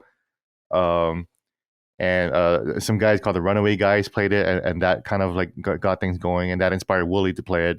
And that's why Wooly recommended his eye patch. And now, more Dokapon games are being localized and released. There's a new game coming out called Sword of Fury. Oh. So, but yeah, Dokapon Kingdom is the original one, and that in and of itself has so much video game already. I feel like those guys, those best friends, they have been on the cutting edge of cultural shifts in the gaming industry years and years ahead of time. Like when I think about Monster Hunter becoming popular, I would attribute a great deal of the growth of Monster Hunter's popularity in the West to the best friends, Yakuza, and Yakuza 2. They've been talking every time they play a Yakuza game, the Yakuza game would shoot up in the Amazon charts. So they were absolutely making an impact. And they've been talking about in the West. They've been talking about Dokapon Kingdom for a few years now, if I remember correctly. So I just feel 4 like years now, yeah. Of course, the next thing that's going to happen is that this is going to blow up because they were on the cutting edge. Like they've always had a really good eye for like what's going to be the next thing that people are just going to be obsessed with. Yeah, and Dokapon Kingdom, as far as I can tell, has only sold 1 million copies, which is pretty good. But yeah, I really do think that if there's any game that deserves like a lot of like hype in terms of content creators, like this is like Among Us, but like calculated and like really calculated, but also random too and hellish. Right. Yeah. You need some like random RNG shit on a board game. Like you just got to have that kind of stuff. Yeah, I love that you can roll a 0.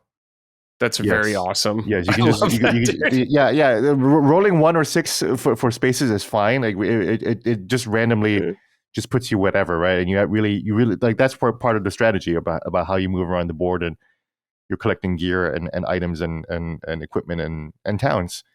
But yeah, you can just roll 0. I haven't rolled a 0 yet, but you can just roll a 0 and just do nothing for the round. Yeah, that's awesome. I love that kind of stuff. Yeah, this looks delightful.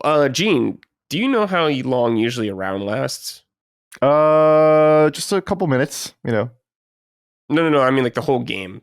Oh, the whole game. I have no idea. I think about an hour and a half, maybe at most 2 hours for like a battle mode. But you can set the amount of weeks, quote unquote, weeks that the game will take place. Okay, gotcha. So you can actually set the amount of time, the amount of rounds that you'll be playing. Each round is 1 day. So, and then the game will tally up your results by the end of the week. And then like whoever wins by the end of all the weeks is a winner. So you can set it to 2 weeks. So you can have 14 rounds of movement around the map, which is a lot. Where you can just go on for a long time and just keep playing and just amass millions and millions of dollars, and hopefully like you'll be playing long enough to like have a darkling mechanic or whatever like that too. So this sounds like it's designed to end friendships. Is that correct? So the back of the box literally says this is a game designed to end friendships. So good. so you're not. It's like you're like, oh, so this is a fighting game. No, this game is marketed exactly as that. Like that's what Mario Party was, but Nintendo was too afraid to say it. Mm-hmm. And I love that this company's like, nah. Yeah, embrace the Machiavellian bullshit. Absolutely. Yeah. Everything about this game design is completely hostile. But it also feels good. Right now I'm in story mode and I'm in the lead right now because I released 2 towns and then I died, but I'm still ahead, so it still feels pretty good. But I have died though, and I've lost my equipment, and that kind of fucking sucked. And that made me quit the game for a bit. I was like, you know what? I'll come back to this. I'll come back to this tomorrow, because sometimes like the game is really, really frustrating. It'll fuck you up. So yeah, this looks awesome. This sounds wonderful. I gotta try this. You guys are influencing me to play and buy a bunch of stuff. Oh man, that's why I like the show. Hearing stuff I don't hear very often. Cool, good sell, Gene. Great sell.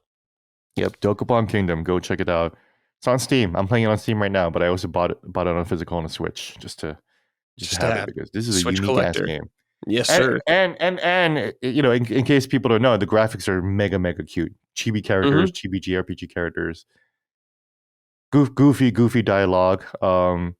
And yeah, you can customize the CPU characters too, and their attitudes on what they say is based on like the face that you choose for them.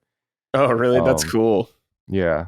But yeah, you can also change their hair too. You can fuck them up too if you want. But I really appreciate the juxtaposition of cute chibi art style with like insanely hostile game design meant to destroy all the connections you've ever made in your life. Oh yeah. Yeah. Absolutely. Yeah, but also I gotta say, playing on CPU is very, very anxiety inducing too. Like it sucks because like it feels like 3 players are against you now at that point. You're getting bullied. Yeah. It's like not a game to play before bed or something like that. This is well, and the fucked up thing is that the CPU will bully you. Like the CPU will choose like, oh, I'm going to attack you now, you know, and take your shit, you know, and prank you and call you something else. Like the CPU is designed to be aggressive toward you. They're not like they're just not off playing their own game or whatever like that. The CPU will target you aggressively and in an extremely hostile manner, as if they hate you. What is what's the over under on like gaming media catching wind of this? It's becoming very popular, and there's an article that gets published that says this is the Dark Souls of board games. I might be the article that does that. I might write about this game for sure. You know? I think I'm gonna try that. I think I'm an extension of the Castle Super Beast Super Best Friends fandom and network, right? So I feel like it is kind of like my obligation to kind of your duty. My duty to extend that influence outward with the boys, you know. I'm looking forward to it. Looking forward to that article.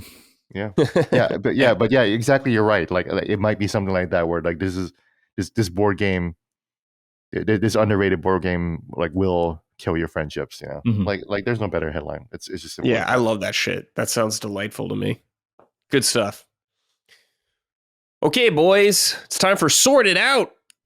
On this segment, we just talk about something that we're not too pleased with in the game industry that needs sorting. Could be a game itself, could be a company, could be a person at a company, whatever. However personal you want to get. Ember, we'll start with you as our guest. Oh, man. Okay, this is going to be a tough one. So I have a Sorted Out to the video game culture warriors on YouTube. Now, I've been writing a treatise, like a big essay about this this kind of a burgeoning genre of content creation in the gaming space, because I'm fascinated by it, right? Because it's not as much about games as it is about like people. It's like high school gossip, and so I want to like examine it and talk about it. And one of the things that got me so interested in getting into the topic was that I was watching David Jaffe's stream with Alyssa Mercante, who's a very contentious person in the games. Sorry to interrupt, but I saw you on a stream, so I was like, oh, and you asked a very good question. But yeah, I'm sorry, go ahead. But yeah, that was cool. I call into Jaffe's stream often. He's very fun to talk to. I think he both likes me and he hates me, but we go back and forth. It's a lot of fun. But yeah, it was just interesting because I've heard so much, and I've also seen a lot of stuff that Alyssa would have said online or just comments that are like, I wouldn't have said that, or that seems really inflammatory towards gamers and towards things. But listening to her talk and kind of like walk through why she thinks what she thinks, it's like, well, look, I might come to different conclusions about reality or about society or about values as you do, but it's evident to me that you're not evil, right? Yeah. You're a fully formed human being that's like reasoning your way to the conclusions that you're coming to, and I can see why you would arrive where you would arrive. And even if I wouldn't go there. It was interesting to just realize like this isn't just a person with a username that people put on a thumbnail to talk about. It's a human being, And so it was really nice to speak to her, and she was lovely. And so sure, maybe if we talked about politics at a dinner table, it would get heated or whatever, and it would be a tough conversation. I just think that when I look at this genre of YouTube that's so hostile, and I would consider myself somewhat sympathetic to the conclusions that some of these people come to, but I don't know about the methodology or the way that they speak about people, the way that they approach these very sensitive topics. It seems really irresponsible, and I think it actually serves against, if you think that like, oh, there's all this wokeness in gaming and it's killing games, it's like, okay, well, we could talk about that responsibly. I think that if you're trying to talk about these things like a bull in a china shop and you're just insulting people and you're being really brash about things, it's like you're all you're doing is really shooting yourself in the foot, and you're not serving whatever cause it is that you think you're championing. As a matter of fact, I think that you're hurting yourself, and also just maybe a bit more recognition of one another's humanity would be worth it, because people are not just the inflammatory things that they may or may not have said on Twitter. People are so much more complicated than that. And I think that it would serve us all well to I think reestablish a little bit of mutual respect.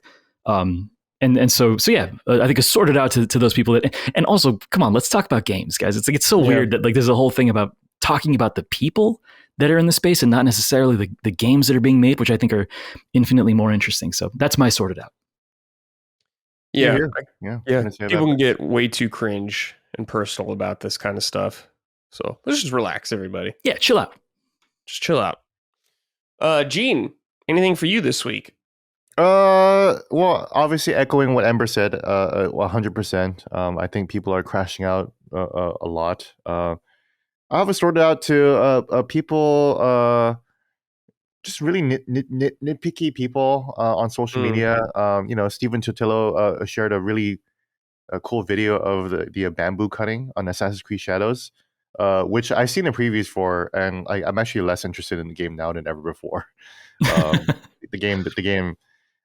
Yasuke gameplay just doesn't look that interesting. And it sucks that you're gonna have to be forced to play as him as opposed to like the cool ninja person, right? But besides that, though, I did think the bamboo cutting tech was pretty cool. And then like I see like replies like, oh, but like the bamboo is like clearly not being cut by the actual sword. Like you can see like the bamboo being cut like 1.5 or like 0.5 milliseconds before the sword actually touches the fucking bamboo. And it's like, this is a video game, you guys. Like, all of video games is an illusion of something cool happening as a result of your actions, and that's what they're doing. They clearly calculated that the sword will cut the bamboo, and they're giving you a cool effect. Like, what the hell is this obsession with like making sure that the sword will hit exactly where the bamboo will is? Like Ghost of Tsushima didn't do that too. It's all approximations. It's all illusions. This is all just magic and fake shit. To worry about whether the sword will actually have like a hit detection with bamboo, like that's the kind of shit that explodes game budgets, guys. This is the kind of shit that where games are just taking 7 years to make because they're worrying about stupid shit like that as opposed to making a cool game.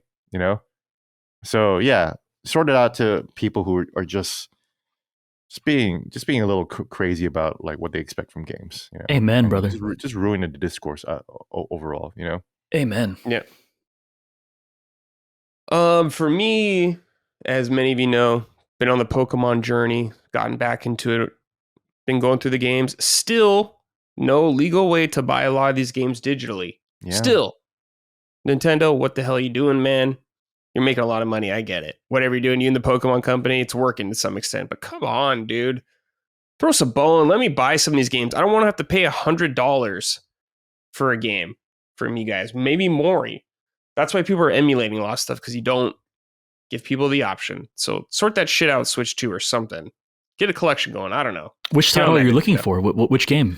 Well, most of them. All the mainline ones. Like I was looking at Black and White, and they're like at least $100 oh each, man, at least. And like that's not that expensive Pokemon stuff, dude. The Pokemon company is hilarious because it's successful in spite of itself.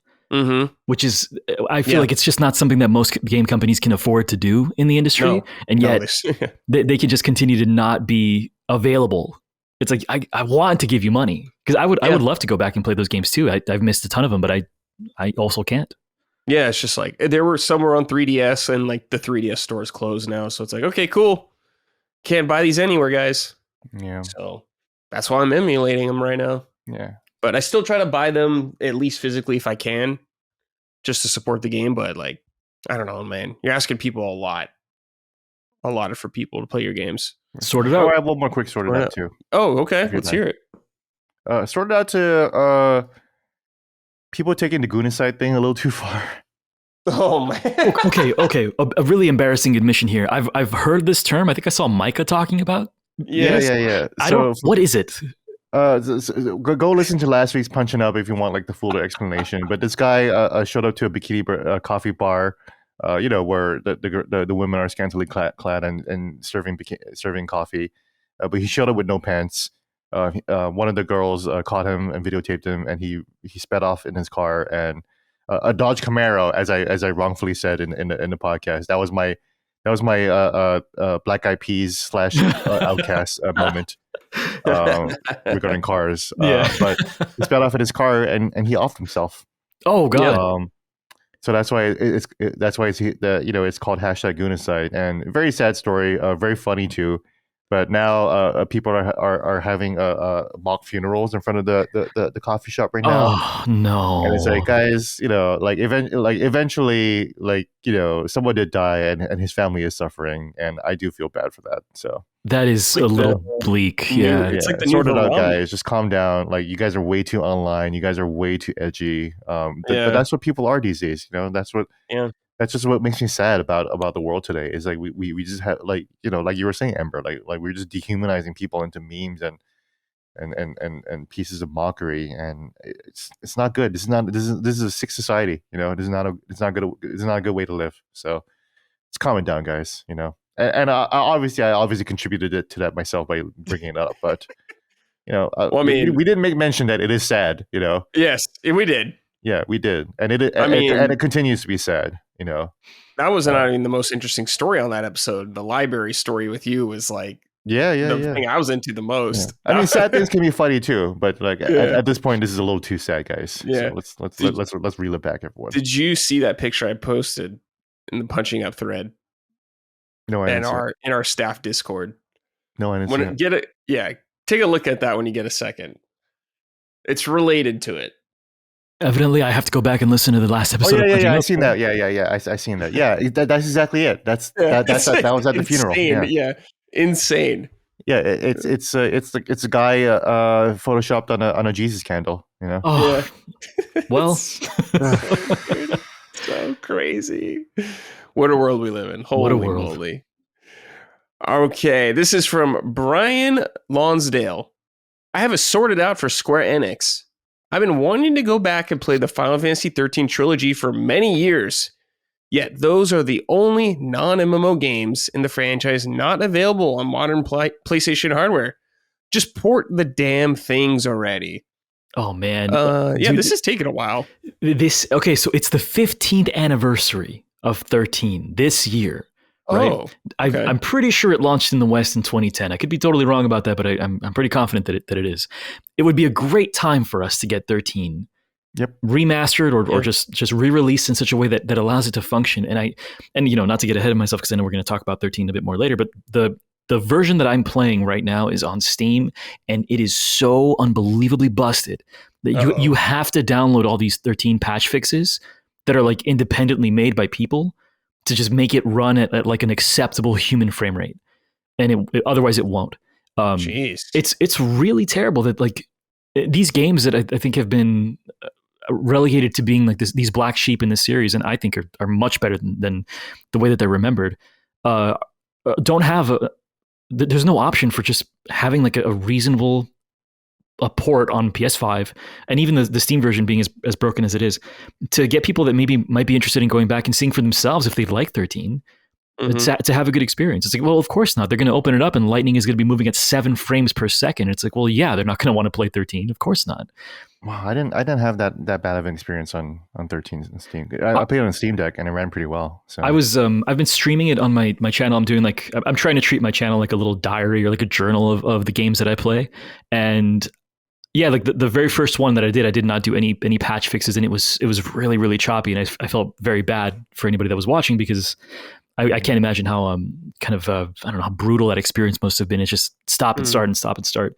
Once I got the patch fixes, though, it was much better. It's like a solid 30, I think, that I can run it at, and it's perfectly fine. But yeah, on Steam Deck, it's a solid 30 all throughout. You don't need to do anything with it. So I don't know. I got to get me one of those. I don't have one of those, unfortunately. I mean, here's the weird thing. Final Fantasy VII Rebirth works on my Steam Deck, but it does not work on my shitty laptop. Huh. So certain games just might work better on Linux, I think, than it would on Windows. Maybe there's some sorcery happening in those machines, I think. I guess so, yeah. But yeah, I just played it completely on Steam Deck, and I had a fun. It was just like playing the PS3 version, which is just fine for me, you know. Well, much better than the PS3 version, because the PS3 version didn't run all that great either. So yeah, it's probably closer to the Xbox Series Xbox version, which is 30 frames per second in 4K. Mm-hmm. So obviously I didn't play in 4K, but yeah, you're right though, man. Like I would love. It sucks that they never released it for the Switch, you know. Because Final Fantasy 1 through 12 is all available on the Switch, and it would have been nice. You know, 15 probably could. You know, the Switch probably couldn't handle 15. I think. Pocket Edition. No, but the 13 would be a no-brainer. It would be a no-brainer. 13 would have been a no-brainer.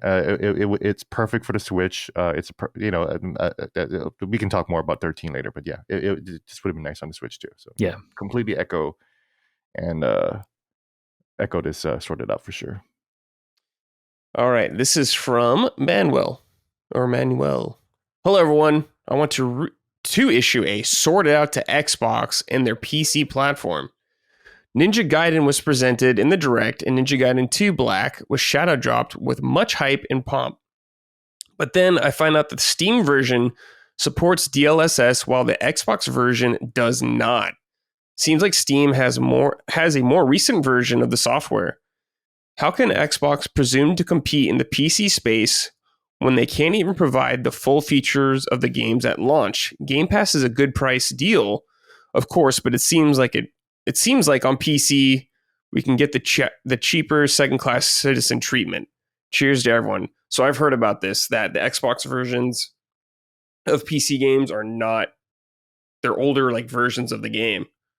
This is not the first time I've heard about this. So Indiana Jones has a way worse version too. Yeah, this is like a big problem. Yeah, if you want people to play games on your storefront, that's not a good sell. You can't be having just worse versions of the game. I'm consistently fascinated by the way that Xbox is operating its PC campaign, because it seems like they have no interest in securing a user base. I understand that, like, you're fighting a titan in Steam. I get that, but you also have access to incredible amounts of resources, and I think at this point a backlog of IP that you can leverage to really dominate the PC space. And yet the things that they get wrong are these fundamental things over and over again that just prevent them from really establishing a foothold. And I don't understand, like, if you can't compete in the console space, or you no longer want to, and you seem to be unable to compete in the PC space, then what are you doing? You know, what's happening over there? They're just selling games. That's it. And trying to push AI Copilot, you know? Yeah. So, and there's something really actually quite tragic about the idea of Microsoft becoming a third-party publisher rather than, I mean, I understand that it seems like the walled garden and the idea of the walled garden is inevitably going down, but I really liked the gaming industry when it was these titans competing for establishing their ecosystem. I really enjoyed that, and I lament that it seems like those things are going away, and not because they have to, but because one of the titans is just continuing to make these decisions, these blunders that seems like it won't support the existence of those walled gardens anymore. So it's just really strange. I echo this sorted out for sure. Yeah, like, how can you have your own game on your own platform be an inferior version compared to your game on a third-party platform? That's rough to hear, because I actually thought about getting 2 Black on the Xbox, because I just haven't. You know, I played 40 hours of Xbox last year.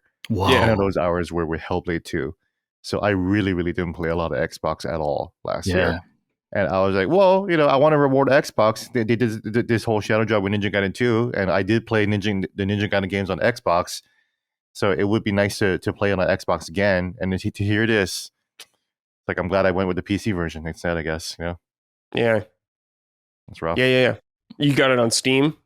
Yeah, I got it on Steam. Nice. Yeah. Not on the fucking PC, the Xbox PC store. app. Yeah. No thanks. And man, I would love to. Everything Ember said, like the app is just abysmal, and you could do so many things to change it, but you decide to be even worse than the Epic Game Store, So it's unbelievable. It's like I want to be there. I want to be part of your ecosystem. I do. Whatever it is that you've. Yeah, right. If we all have Windows PCs, it'd be nice to have the Windows app for gaming too. But for some reason, it's just not integrated well.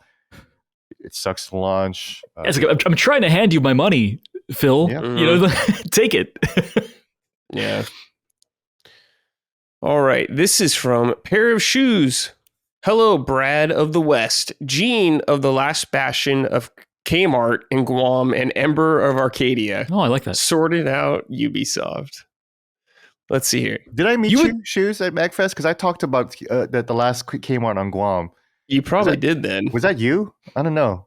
Yeah, let me know in the comments or in the Discord. But that would be that's a weird coincidence that you bring this up when I just talked about it like 2 days ago. But, yeah, that's an obscure reference that I think you might have talked to him about. I guess so. Yeah. The last Kmart on Guam. Sort out Ubisoft. You would think Ubisoft would be doing more to make Assassin's Creed Shadows as good looking as possible. During their most recent stream, even a simple bug as trying to pet a dog ended up showing itself. After this happened, they just took to X/Twitter to make a comment as a joke saying, note to self, make work in progress appear bigger. Making snarky remarks publicly shouldn't be on Ubisoft's list of things to do. Be doing right now. This game is in 2 months out and still having small bugs like this showing up. And they try hard to hand wave it. Thanks for all the great content, guys, and enjoy the week. So my context for this is that they were showing the game off in some way, and there was a bug. Yeah, like petting a dog, and someone on social media said, "Make." It was official Assassin's Creed. Yeah, it was official Assassin's Creed account, and they're trying to be a sassy Wendy's account. Yeah, Wendy's exactly. Laughing it off. Here's the thing. I know the girl who ran the Wendy's account. She is the one who did the sassy clapbacks. She started this whole thing. She deeply, deeply regrets starting this whole thing. Wow. She hates it. She thinks it's so cringe that every other company is doing this. She just wanted to have fun with her own job. She did not mean to make it like, oh, this is how all brand accounts on Twitter should talk. Like, no. But now we all adopted that. Everyone adopted that, and it's just cringe millennial shit. That's what it is, And millennials are boomers now at this point, right? Yeah, millennials are in their 40s now, Yeah. I'm a millennial. I'm in my 40s, and it's cringe, And so, but I mean, that's the thing though. Like, so much of the games industry is still like dominated by people who still are thinking in like a 2016 era like mindset, Yeah, where like people with clapback is what's going to do it and help the brand, and it's like, no, it's kind of stupid. Actually, you look kind of stupid. I always imagine the image of the millennial, like the cringy millennial, being a person with like a Harry Potter tattoo that says doggo all the time. Oh yeah, exactly, doggo. But that happened, Yeah, yes, exactly. This is so funny that you say that about the girl who ran that Wendy's account, because it's like the guy that made the mechanism in these open world games that worked for Ubisoft, where it's like you have to climb a tower and that opens up the map. He has talked about regretting that design decision because it shows up everywhere in every game. And it's like these things that we create, they become monsters outside of ourselves. But I know, we have little Oppenheimers running around. Yes, exactly. Little millennial Oppenheimers running around. There's something so funny about their impact on culture. But yeah, that sucks, man. The Wendy's account girl being like, "I am become death, the destroyer of social media profiles." Yeah, I'm the destroyer of social brand accounts. Yeah, that sucks. To be fair, I used to run the Washington Post account too, and I adopted that too. So I'm not saying that I wasn't immune to it. I'm also a cringy millennial, But 2025, guys, let's rethink this for sure. You know, with this sorted out, though, I think there's something interesting about, like, I think two things can be true at once. In that, I don't think Assassin's Creed Shadows looks good. I am not expecting it to perform badly, because every Assassin's Creed structured like this one, this big open world Assassin's Creed, has sold very well. Even if maybe if the culture doesn't receive it well, the critics seem to like them, and they sell very well. So I think it's going to do fine. But I don't think that a presentation like this and this kind of a hand wavy response is good from Ubisoft. However, I also think that it's clear that there's a contingent of the gaming community that's like rooting for this to fail, and they get like some kind of a vindication or like a sick gratification from watching them stumble, and it has nothing to do, I think, with what the quality of the product will be overall. They've already decided that they don't like it, and that they don't want it, and that they want to see it fall apart. And so it's like, how much of this is genuinely like, oh wow, I'm really shocked that this is highly unprofessional behavior. How much of it is that, and how much of it is just like, oh, I really love being petty because I've already decided that this thing represents an enemy and I want to defeat it somehow with social media. Mm-hmm. I mean, that's the same thing that happened with Dragon Age Veilguard, a game that has actual problems, not just in its gameplay and its structure, but also in its writing, the way it did representation. But it's impossible to talk about that online because the tenor of the discourse is just awful. Yeah. Same with Assassin's Creed Shadows. I have issues with the fact that it's still retaining the same combat system from the AC Origins, Valhalla, and Odyssey days, which I'm not a big fan of still. And they're still doing that. And I don't want to play as a big old samurai Yasuke slashing a guy with my big sword 5 or 6 times so they die.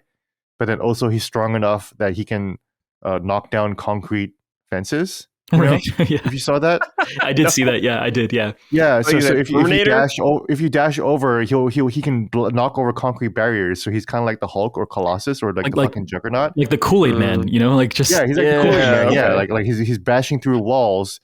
But then he's still strong enough to do that. But then when he swings a sword at a guy, they'll lose like a third or a quarter of their life, and you have to do that a couple more times until they die.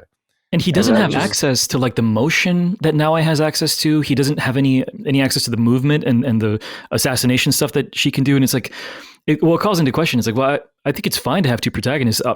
It's not unprecedented for this series. Obviously, in Valhalla, I think you had 2 protagonists. It's just why design a character that isn't able to interact with the systems that you've built into the game that makes your game unique. It just seems like, I mean, maybe it'll make sense once we get our hands on it, but right now, from a distance, it doesn't make a lot of sense at all. Yeah, all my information is coming from Scale Up's review, who I respect, and Ralph is a good friend of mine, and I think he usually explains his case as well. But I often agree. I sometimes disagree with him. I disagree with him in Dragon Age Veilguard. I don't think the game was that bad, right? But he will show clips of what's going on in the game, and Yasuke can't climb the towers to mark them. Yeah, I saw that in the Skill Up preview, and I was like, that's a choice. That's a choice for sure. Yeah. You'll go to a tower, and then you realize you can't climb it, so you have to switch. You have to wait for the loading screen to load in Naoi, and then you do that, and then you can climb the tower, and then you can go back to being Yasuke if you want. Yeah, which sounds really fucking annoying. You can see how like a game designer would probably think, oh, this is an opportunity for us to let the player make a choice about like how to approach a mission, and maybe that does come through once we get to play it. But I don't know, from this angle right now, I can see why people are down on Shadows. Yeah, I mean, there's also the point of like, you bring up a great point, Embers, about choices, right? Because the problem with Watch Dogs Legion for that game is that every different character could do everything. So it really, really flattened the experience, and it did not make it enjoyable. That every character can just tackle every challenge in a different way, but in a flat way, So it'll be interesting to see how this not equal way, this asymmetrical way of abilities will play out in the larger AC Shadows. But I will say I'm definitely a lot more excited to be the ninja girl than the samurai guy. Yeah, same. Yeah. I think for a solution like that, they could just make it so he can climb the tower, just not as quickly, maybe, or as elegantly as she can. It might be a little bit harder to get up it to help separate them. Yeah. So at the end of the line, you could technically do everything you want to, but they need to excel in different areas. They kind of don't. Well, the way Skill Up says it is that like Naoe is the only person that can do combat, stealth, and parkour, and Yasuke can only do combat. He doesn't. He barely has stealth. He doesn't have stealth because when he does a stealth kill, he'll scream. So it's actually kind of comical. Yeah, which I saw that clip. Fucking awful. He sounds like Colossus from the X-Men arcade game. Yeah. Okay. Yeah. And everybody will come running at you, and he has no parkour game either. So he's just a brawler. And that sounds lame, man. Yeah, that's why when I found out about the dual protagonist thing, I was like, that's cool, but I wish we can switch jobs. You know, it'd be cool to be a black ninja, guys. You know, that'd be dope. And a fucking badass samurai lady. You know. This franchise has also never been good about that, like moment to moment, hand to hand combat. That's not the most fun part of Assassin's Creed. Any of them that I've played. I skipped Valhalla. I played Origins. I played pretty much the whole series up to that point. And as soon as you're found and you're surrounded by a bunch of guys that are just pointing their swords at you and they swing at you one at a time, it's like, oh yeah, this is the worst part of this game. Yeah. And so for a character to be dedicated to the worst part of the game historically, I mean, maybe there's a chance here that they've improved on these systems and made that gameplay interaction more interesting. I doubt it. But that's a really good point. That's a really good point because every time you think about every time you go into combat, what do? You usually run away. You're trying to run away from that part of the game, you know. But otherwise, you're just waiting for like a slow parry opportunity, right? And then that's it. And yeah. There are parry opportunities, I guess. You know, but I don't know. We'll see. I'm looking forward to playing it and seeing what it is. Yeah, I'm really looking forward to the Japanese game that we've all been waiting for. So I hope they didn't screw it up. It's just such a shame that the conversation is so diluted, and then we can't like talk about the game. You know, we have to talk about all this other ancillary stuff. It's like, guys, I want to know if the Japan Assassin's Creed is going to be fun. That's all. That's what we're doing here. At least we've talked all about the game right now, right? So yeah, and we can keep doing that. All right, this is from Shawnee Mac. Sorted out poor audio mixing in games. Preach. Music and effects should not be so loud during cutscenes that it's hard to make out key dialogue. I have an example of this that I ran into really recently, and I don't think either of you have played it. I know that other than I guess Dustin now and Brad, you've played 14. MMOs are not really a thing that get covered on this network too much, but there's an MMO that came out, Throne of Liberty, came out in November of last year. Aware of it, yeah. Dude, this game is terrible about this. I mean, the story sucks, so it's not like you're missing anything.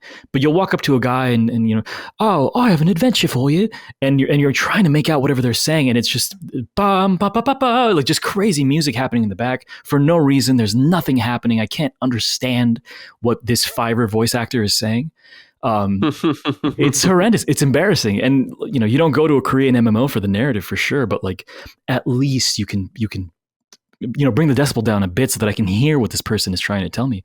Really, really bad. But that's the only one that I can think of off the top of my head. Final Fantasy VII Rebirth. It's like the dance music is blaring. You can barely hear the side quest people at all. You know, because like you know, the trip hop remix of like, you know, the Beck's business people are just blaring too loud. It's crazy. I have no idea.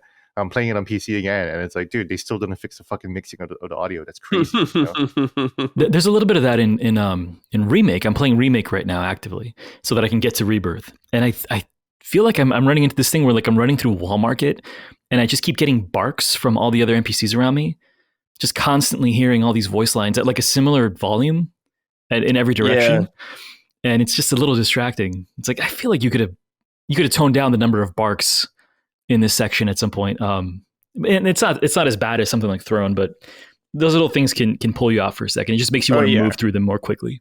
I had that a lot in Metaphor and stuff like that. Run by someone and I get like 3 people talking at once or something. Yeah. All right, boys. Time for Keep It Up. The exact opposite. Stuff we're pleased with in the gaming industry right now. Ember, let's start with you again. Are you pleased about anything?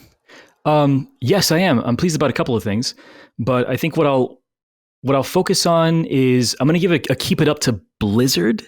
And this is a tough one, right? I know that Blizzard isn't the beloved studio that they used to be, but I'm a huge fan of World of Warcraft, and World of Warcraft is an ecosystem in and of itself, and people that don't follow it, I think it's hard to explain that we're like on World of Warcraft 4 right now. There have been several sequels to that game, and we're playing the fourth one. And they're about to introduce a new mechanism. It's basically like a Mario Kart traversal mechanism. They're going to give you a car that has like physics you can use to drive. It has like a what is it called when you do a drift into a boost, like the exact same thing that you would expect out of a Crash Team Racing or something. They have been optimizing and transforming. So it's old systems being optimized, completely upending foundational systems that redefine how the game even identifies how things function. For example, the factions that were very famous are coming down, and you're able to play with people from across factions. So that's required like really deep back end coding changes for the game to see like, okay, well, when somebody is Horde, I will allow you to interact with them in this way now. And that was a huge effort. It's just a different game. And then with the fact that you have physics-based flight, so motion has become so important. World of Warcraft right now in its current stage is just it is truly a sequel on top of a sequel on top of a sequel. And when you go back and play Classic, which is something that I do a lot, I play hardcore sometimes, and you see what the game used to be 20 years ago, and then you go over to the retail version, which isn't, it's not for everybody, but what it is now is like an incredible game. And I think that it has justified its existence and has solidified its place as the best MMO, or at least the most popular one on the market. It's like, there's a reason why it's still here. It definitely hasn't been static. It's been incredibly transformative. And so I'm psyched to see what Blizzard will continue to do with what I think is their most important property as they move forward through the rest of the expansion that they're currently on, because I think they're doing a great job. And for the first time in many years, I'm very, very, very happy to be playing WoW. Yeah, I've played WoW on and off since it came out, and it seems in a much better spot now. Like, I remember Warlords of Draenor, there was like no content. Yeah. Legion was kind of a step in the right direction, and then I remember Shadowlands and stuff like that, and I really burnt out on that kind of stuff. And I did play some of the new... I played a little bit of Dragonflight, and it just wasn't for me at the time. And I played some of the newest one. What was it called? The War Within. Yeah. I got level capping in at least, and I'm like, yeah, this is still a really good game. But I'm just kind of tired of doing it, I think, because I've been playing since it came out. Yeah. But it is really good. It's like a great game, but I'm just like, There's a lot of stuff coming new. There's one big thing coming that I think is going to add a new dimension to the game, which is the player housing that I believe is coming at the end of the year. I think it's in Midnight, the expansion. I think they're going to do it for. Maybe. I thought it would be in once the expansion launched, but when I was reading some interviews, and I thought that there was some suggestion that it would be towards the end of this year, which is like, and I could be wrong about that, but that's very exciting because as far as MMOs go, I think WoW, because of its longevity, has fantastic collection content. So if you're into just getting outfits and mounts and things like that, you can go down the list and get as much of this stuff as you want, and you might never finish, which I think is great. Housing, I think, is an opportunity to give players a chance to express themselves more and to allow them to see, to visualize their accomplishments. You can imagine going into your player house and seeing like the head of Onyxia up on your wall above a fireplace that you put there.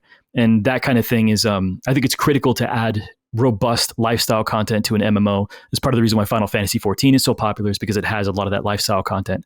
So yeah, WoW is just, 20 years later, how is it possible that it's still going and it's also this transformed? So yeah, big shout out to Blizzard and to WoW. Totally, yeah. All right, Gene, anything for you this week? Just a quick shout out and keep it up to the boys Paris Lilly and Danny Pena of Gamertag Radio. They had an interview with Phil Spencer, and everybody was going to talk about. I don't listen to it because I don't give a shit about what Phil Spencer says. Sort it out. I don't care, but keep it up to those guys. They're like OGs of gaming media, and it's really cool to see them still do work. And they're good people. So go support Gamertag Radio. Go support Paris and Danny, and go listen to their Phil Spencer interview and let me know what they said. Because he's not going to do it, guys. Yeah. I mean, as far as I can tell, it's like they didn't waste questions on like, when is Gears of War coming on PlayStation? It's like Phil's not going to say that, guys. Right? Yeah. They were mostly talking about like the philosophy behind whatever the Xbox strategy is. So. But it's funny that Ember. I also like what Ember said earlier about, like it feels like Xbox is the only one trying to push this all digital, multi-platform future. Mm-hmm. For now, way further than like at PS5. Well, PS5 games will show up on PC. Yeah, but then Xbox wants to be there. It's kind of like Meta. With the metaverse, right? Like, dude, the metaverse is going to happen in like 20 or 30 years. So it's so stupid to just like bet on it right now. But that's what it is. Buzzwords Too for early. investment, and that's what I think Microsoft is trying to do too. And it's these fucking tech companies, man. That's what it is. They fucking think that they own the future. Dude, the metaverse thing is specifically very funny because I think about how like we have a metaverse. It's all these MMOs that we've been playing for 20, 30 years. Like we know what it is to have a living digital ecosystem. You're not making anything new here. You wonder how successful this multi-platform digital strategy from Xbox would be if it was coming from a company that didn't have access to the same amount of capital that Microsoft has access to. If they couldn't operate at a loss the way that they can afford to, I wonder if it would make sense for a Sony, for example, to do something like this. I don't think it would. I think it would be suicidal. It'd be disastrous, yeah. Yeah. Nintendo sure as shit won't do it, Yeah. And I also just don't want to see a gaming industry that is so different than what I grew up with. I like the boxes, man. I really like the boxes. I want boxes. And maybe that's old fashioned at this point, but I don't know. I'm looking forward to buying a PS6 someday, Mm-hmm. Yeah, not everyone's going to be a PC gamer, like just flat out, Like I don't think that's going to be the future. Period. That everyone is just gaming on PCs all the time. That doesn't make any sense. I'm with you, man. We should get Phil Spencer on Summon Sign. I don't. Well, something makes me think that he wouldn't want to do it. Probably not. He's gonna listen to this episode and be like, I'm not gonna want to. That's true. We do make fun of him a lot. All right. Let's see here. This is from, my keep it up, I guess, I'm just going to say is Ninja Gaiden. Happy to have you back. Thank you for coming back. Thanks, Xbox, for helping him come back. Appreciate that. I thought you were dead forever, but you live once again. When was Ninja Gaiden 3 released? How long has it been since the last one? PS3 era. And it came out on Wii U. So like 2014, 2015. Dude, so it's been 10 years since there's been a numbered Ninja Gaiden? Yeah. It's been a long time. And they had a spin-off called Ninja Gaiden Yaiba, which was not made by the normal team, and that was not very good. Yeah, Razor's Edge came out in 2012, so that was kind of like the last one. Well, to go from that much of a dry spell to this much Ninja Gaiden, you guys are eating very good. Oh, yeah.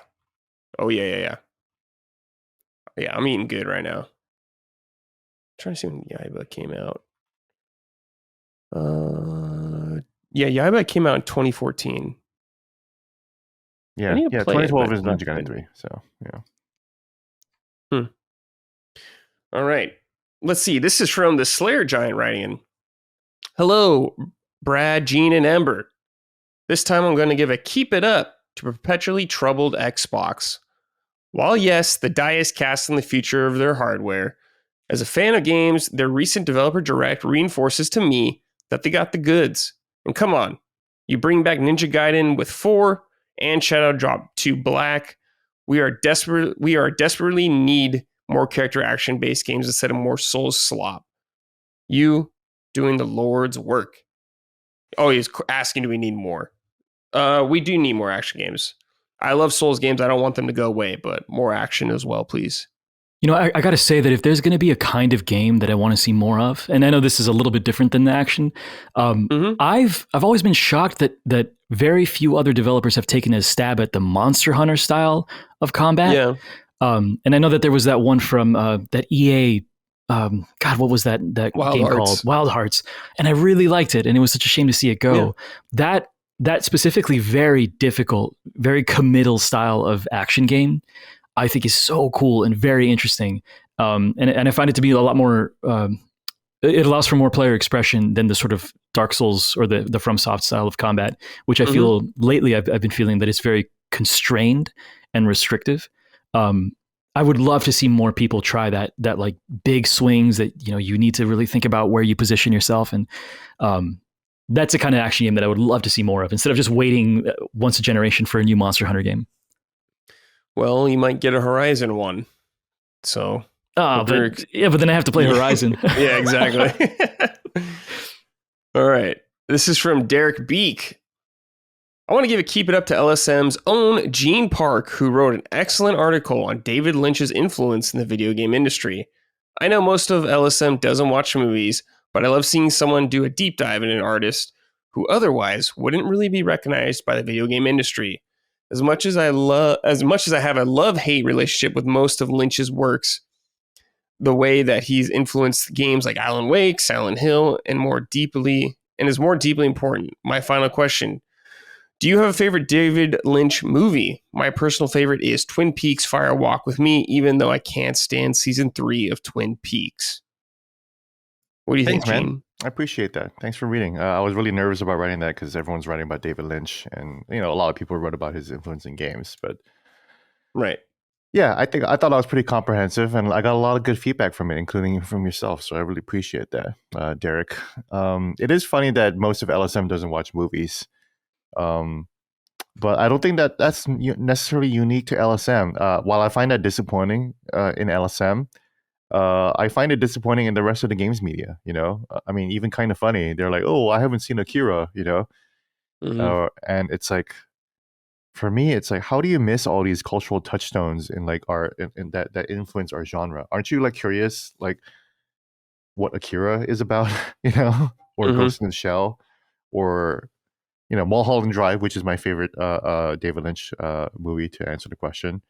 But like Lost Highway, like shouldn't you watch that to see how, like Jacob's Ladder, like if you're a big fan of Silent Hill, wouldn't you want to watch that to see where it all came from? That's like, I've complained about this many times before in like past podcasts, but like I feel very disheartened by how incurious people are about where the roots of art come from. Like the roots of hip hop or the roots of certain games. Where certain people get their influence from. I find that very, very interesting, and I find it weird when other people don't. Dude, I'm afraid to admit this out loud, but the only David Lynch movie I've seen is Eraserhead. That's a good one, though. Yeah, it was very challenging. It was very interesting. Because that was like 1970 something, right? Early 70s. Yeah, it's pretty much one of his first ones ever. So yeah, put him on the map. I've heard that Twin Peaks is right up my alley. That it has a mixture of like a detective story, but also it's highly surreal. Mm-hmm. Very surreal. Yeah. I like the sound of that. I don't know why I've never gotten around to watching anything from David Lynch other than Eraserhead. I went through a small spell in high school where I thought I was going to be a film guy, and I think I was just trying to impress a girl. But I was like, let me go watch the most obscure stuff that I can think of, and Eraserhead was one of those. And I was like, I don't think I'm a film guy. I mean, that's the thing. I did take some film classes in college, and that really opened my eyes up to, like the long, deep history of film, like comedy icons like Buster Keaton, Charlie Chaplin, of course. And of course, like why Citizen Kane, like I deeply understand why people call Citizen Kane the greatest movie of all time. Boring fucking movie for sure. Right. But the amount of techniques and storytelling techniques that movie had is just everywhere in movies now. The way you frame shots, the way you film, the way shots are telling a story. Mm-hmm. The way he used dolly cameras and sweeping shots and everything like that. All the way up to Martin Scorsese to even Severance now on Apple TV. We wouldn't be here without Citizen Kane, and we wouldn't be here without David Lynch either. What would you tell me would be a good place for me to start if I wanted to like explore David Lynch's body of work? I think Lost Highway is Twin Peaks, obviously, but Lost Highway and Mulholland Drive are the two best movies, I think, too. Okay. Lost Highway, Trent Reznor did the soundtrack, so. Oh, I love Nine Inch Nails. Yeah. Yep. So yeah, if Trent signed on to that project, you're in for a good time, and that's a movie that influenced Silent Hill in the first place. Okay, very cool. All right, well then I know where to start. Yeah, they said that we were just trying to rip off Lost Highway. That's literally it. So, and then there's Jacob's Ladder too, which is not by him, but heavily influenced Silent Hill. Everything about the other world in Silent Hill, that's all from Jacob's Ladder. They just ripped off that aesthetic completely. So Silent Hill does seem unique, but then once you see the influences, man, you see how much they actually just ripped off shit, and just put it in put it in a video game. Dude, seeing how passionate you are about this and realizing how ignorant I am about this filmography from Lynch is like, dude, I got some homework to do. For sure. There's a lot to do. Yeah. A lot of people were surprised that Zelda was inspired by David Lynch, but yeah, Twin Peaks inspired Link's Awakening and Majora's Mask.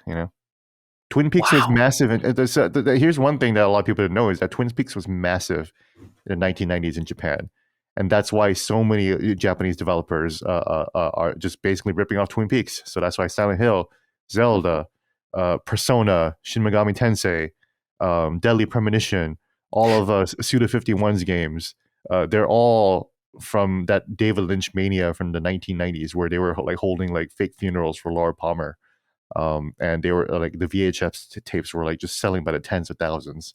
So it was a huge explosion in Japan, and that's why all these game developers, even Final Fantasy VII, the Yoshinori Kitase said, Twin Peaks is his favorite thing of all time. And then you listen to the music in FF7 and the story of FF7, it is very, very heavily influenced by Twin Peaks. The music itself, especially all the weird, surreal, jazzy songs in Final Fantasy VII. Those are pretty much note for note remakes of Twin Peaks music. Wow, I had no idea. People just rip off David Lynch a lot. That's really the even Sam Lake. Yeah. Once you see David Lynch's movies, you'll find out how much people are not that original. Honestly, it was Lynch that started everything. Yeah, it's crazy. Okay. Alrighty, now we're talking Final Fantasy XIII. Ember, you've been playing through this game. What's going on? All right, here's what's going on. We're gonna say this definitively right now. Okay. Lightning Farron is the best Final Fantasy protagonist in the history of the franchise. I don't want to hear about Clive. I don't want to hear about Titus. I definitely don't want to hear about Squall. Lightning Farron is amazing. And this game is so much better than the world has tried to convince me it is. So this is your first time? It's not my first time. So let me give you a little bit of background. So when I was a wee lad, I got Final Fantasy XIII. A friend of mine borrowed it, and I'm one of those guys that they let me borrow a thing and I didn't give it back. I feel bad about that, but I kept it. Dude, I've had so many friends like you, man. Dude, he didn't seem to. I remember every game that I gave out that I still don't have yet because those fuckers still have it. I'm so sorry. But he didn't seem to miss it. I don't think he cared. I don't think he liked 13. But I remember holding the box in my hand with the green Xbox trim, right, and being like, "Holy shit! I'm about to play a Final Fantasy game on my Xbox 360s. This is crazy." That's crazy. And so I started playing it and I hated it. And I must have gotten maybe 4 or 5 chapters in. I was in that trash heap after they crash land on Pulse, and I couldn't stand the characters. I didn't like the combat system. I thought the terminology that was being thrown at you was just insane, like with Wuthering Waves, way obtuse. Like, what the hell is a fal'Cie? What the hell is a l'Cie? What the hell is a Seath? Now, what happened is I put it down, and then many, many, many years passed. I didn't finish it. I didn't touch 13.2. 13.3 came out at a time that I was really busy in college. It was in the beginning of college, but I was super busy, and I wanted something to play. And I'm seeing these trailers for 13.3, and I thought it looked really good. And I had no reference, but I bought it, and I played a little bit of 13.3. And I loved it, but I didn't know what was going on, right? It's like that domino meme where you have the little domino is Lightning and friends go to a fireworks show. Big domino, Lightning is a special agent for God trying to save as many souls before the end of the world, right? It's like, how did we get here? I don't know. But the gameplay was really good and I enjoyed it, but I decided not to finish it so that I could go and do a proper playthrough someday. That was many years ago.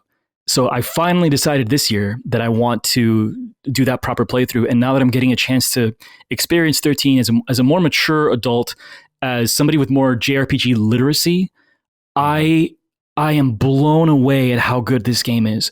It is easily becoming one of my favorite Final Fantasy games. I think it's, if it continues to be as fun as it is by the end of the game, and I'm on chapter 10 now, 10 of 13. I mean, I might like it more than 10, which is my current favorite. I definitely like it more than 12. I like it more than 8. I'm shocked at how much fun it is. And it's often remembered as this corridor game, right? It's like completely linear. There's no variety. The variety is in the progression systems through the Crystarium. It's in making choices about what to upgrade, what not to upgrade, how you're building your rotating cast of characters, and in putting together cool paradigm sequences so that you can optimize the battles that you go through. So yeah, sure, it's not an open world game. And I think at the time people maybe were looking for Fallout 3 out of their RPGs, or like Oblivion, yes. Right? Yes. They didn't want what 13 was giving them. So I understand the consternation, but where 13 lacks variety in its level design, it more than makes up for it in the combat, in the progression, and in the customization. The music is heavenly. It's the best music I've heard in a Final Fantasy game. And you guys know, like, Final Fantasy music is a genre of its own. I think that this tops the chart. Blinded by Light, amazing battle sequence. Saber's Edge, amazing battle music. Yeah. Everything slaps. The story is, although it's confusing a little bit, it's delivered in such a way that there's so much melodrama. It's so dramatic. It's like a K-drama, dude. It's fantastic. Every single line is life or death. And I love it, bro. Like, they can't have a normal conversation about, like, Snow goes up to Lightning. It's like, I want to marry Sarah, your sister. And Lightning punches him in the face. You know, it's like, it's not even no. It's like, we're going to fight now. It's like a K-drama. Oh my God, you're right. It's amazing. Yeah, I feel like I'm watching. It's like a K-drama. Holy shit, dude. I did not even see that parallel. Wow. It's a little bit of, it's a little bit of Final Fantasy plus, like, What's Wrong with Secretary Kim? You know, it's like. Yeah, no shit, it's man. It's perfect. I love it. I think it's fantastic. I think it is unfairly maligned. Like I mentioned before, I think that the PC version demands a remaster or a re-release, something that makes it a bit more functional and a way for people with modern consoles to play it up-resed and looking beautiful on a PS5 or an Xbox One if you have one of those, because that was the first Final Fantasy, I think, to be on multiple platforms. All right, brief technical snafu there. Ember, you were gushing about Final Fantasy 13. Please continue. Yeah, apologies for that. I want to hear more. The only other thing that I can mention is that I've not gotten to what I expect will be a more open kind of experience at the end of the game. I've been told that the game opens up once you're through with the the initial part of the story. I'm interested to see if my opinion changes once the structure shifts to something a bit more open. I'm actually excited about the idea of, like, if this is what I understand it to be, kind of going around and just grinding a little bit, because I really appreciate the paradigm system. I think that it's more active than you would expect. You can, anybody can be uncharitable and boil down a Final Fantasy a fighting system to being a menu surfer. I just don't see that that's what's going on here. I mean, creating this sort of a tempo, shifting between paradigm shells every 2 turns to maximize your AP output is like, there's something a lot more engaging about this. It's like if you had to make a menu surfer combat system while also making it as close as you can to action without crossing that line into 7 remake. I think this is sort of what you get. It's really good. It's very involved, and I think that if the game just kind of puts me out into a space where I can just explore the paradigms and maybe optimize to my heart's content, then I imagine that the end of the game will be very enjoyable for me. But that's yet to be seen. So who knows? Maybe the next 3 chapters of the story will suck, and I'll come back and I'll be like, 13 is the worst. But right now, man, I think this is a 10 out of 10 S tier Final Fantasy game. Whoa, and I love it. Shit, okay. I love it. Okay, cool. It's very good to hear. So I'll give you my history with the game. Played it when it came out, enjoyed it.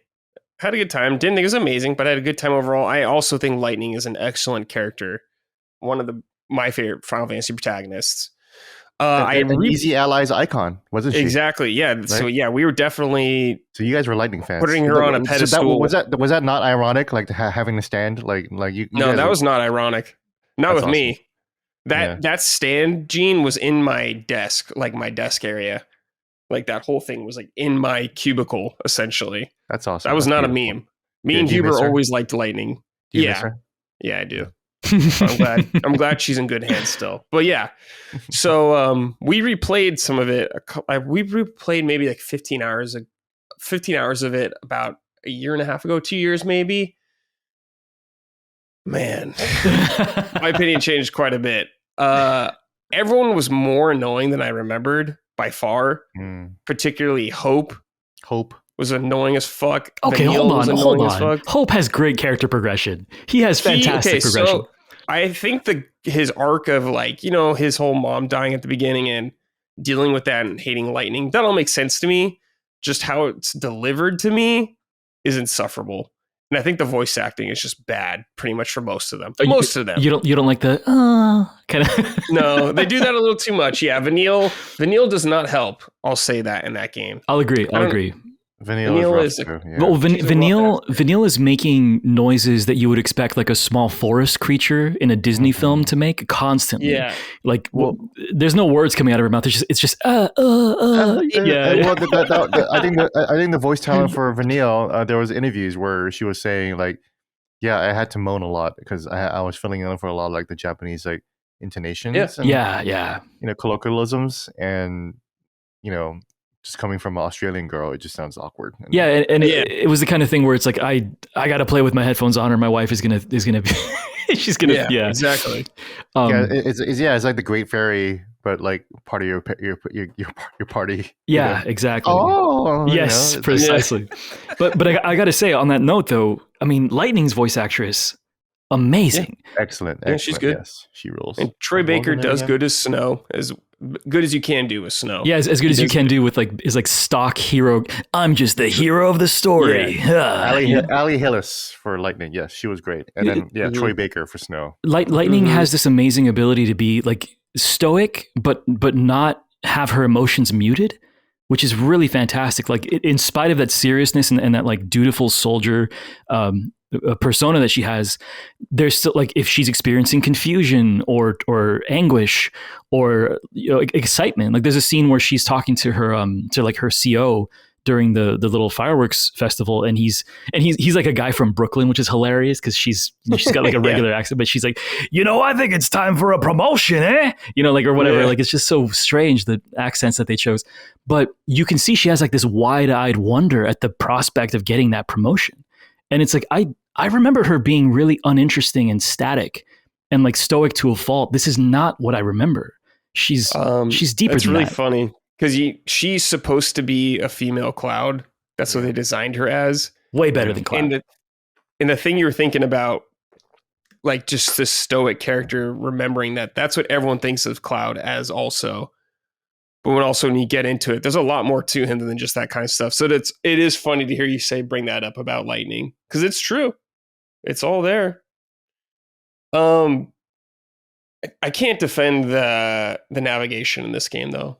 These zones are just boring as fuck, dude, to get through. Come on, man. You're gonna sell me on these, really? These are literally hallways. Okay, hold on. They are. Let me try. All right. It's about steady content delivery. It's about pacing. It's like I don't think that they were as concerned with you having to explore spaces as much as it was just moving you forward and engaging with the paradigm system as often as possible. And look, a part of me doesn't believe what I'm saying here. I totally understand where you're coming from, and I agree what you're saying. But I do think that there's something to be said about the fact that like as I'm playing it in like 2-3 hour chunks, I feel like I'm getting steady, constant combat. Because I'm not having to search for it. It's always like right around the corner. And so I think that it's paced well. There are some instances where I think that there's like too much of like, there are like 3 mobs in a small hallway and it takes like 15-20 minutes to get through them. And it's like, I haven't really moved. And so maybe maybe they went too far in that one direction. But I've softened a bit on the corridor design, which I know is an unpopular opinion, but I don't know if that sells you at all on my position on that. But I do totally see where you're coming from. It's just a different taste kind of thing, I assume. I think I remember interviews where they said that they were trying to they were inspired by Call of Duty, and Call of Duty are hallway combats. So my god! They wanted to try a Call of Duty design. That makes sense with the time frame and everything. Which is not a great idea. No, that's like the worst thing I've ever heard. Why would they do that? Yeah. And also back then, they also said that they did not know how to do HD towns. That's true. Which is a crazy thing to say because Final Fantasy never really did figure out towns until Rebirth, I think. Or honestly, until Rebirth, I think. Yeah. Final Fantasy 15 kind of did cool towns, but they only had like one town, really.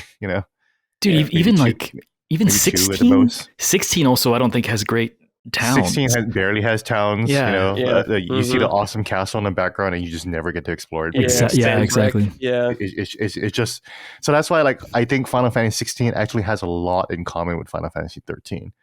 It does to an extent, yeah. Right, because you're walking around in like the quest areas, and you're doing the dumb side quests, which piss people off, and then when you actually go into like the actual like dungeon arenas, those are all hallways, and you're just it's the exact same level design as Final Fantasy 13, where you kind of go off to the left, pick up treasure, and then you go back on the main road, fight some guys, and then you get to. That's boss. all of Final Fantasy 13, pretty much, That's until all the of end. Final Fantasy 13. Yeah, at least in like 16 and 7 remake, I know people like to bring those up too. It's like there are moments like where you get to walk around in spaces actually, for sure, that aren't pushing you forward. Like the stores you go to in Final Fantasy 13 are like flying PS3s essentially. Yeah, like that. You don't go to an actual merchant or anything like that. Yeah, it's bizarre. There's one point in 13 where the closest thing to a town was when Zaz and the amusement park thing, right? Yeah. I forget what area that part is, but like, yeah, you kind of walk around like there's civilians walking around, and you're like, oh, here's a town. There's like a cruise ship that they go on, I think, like on chapters 7 or 8, and yeah, that feels like a space. You're totally right. It's very stripped down. It makes me think of like. And this is a weird comparison, and I don't mean this gameplay wise, but it makes me think of Death Stranding, where like by the end of Death Stranding, I realized like, oh man, this game is remarkable, but there's really not a lot happening. It does exactly what it does, but there's like no NPCs in the world other than the people that you run into, the guys that went crazy delivering boxes. I don't remember what they're called, but it's so incredibly focused. It's like produced on a stringent budget. It felt like, but it did its job.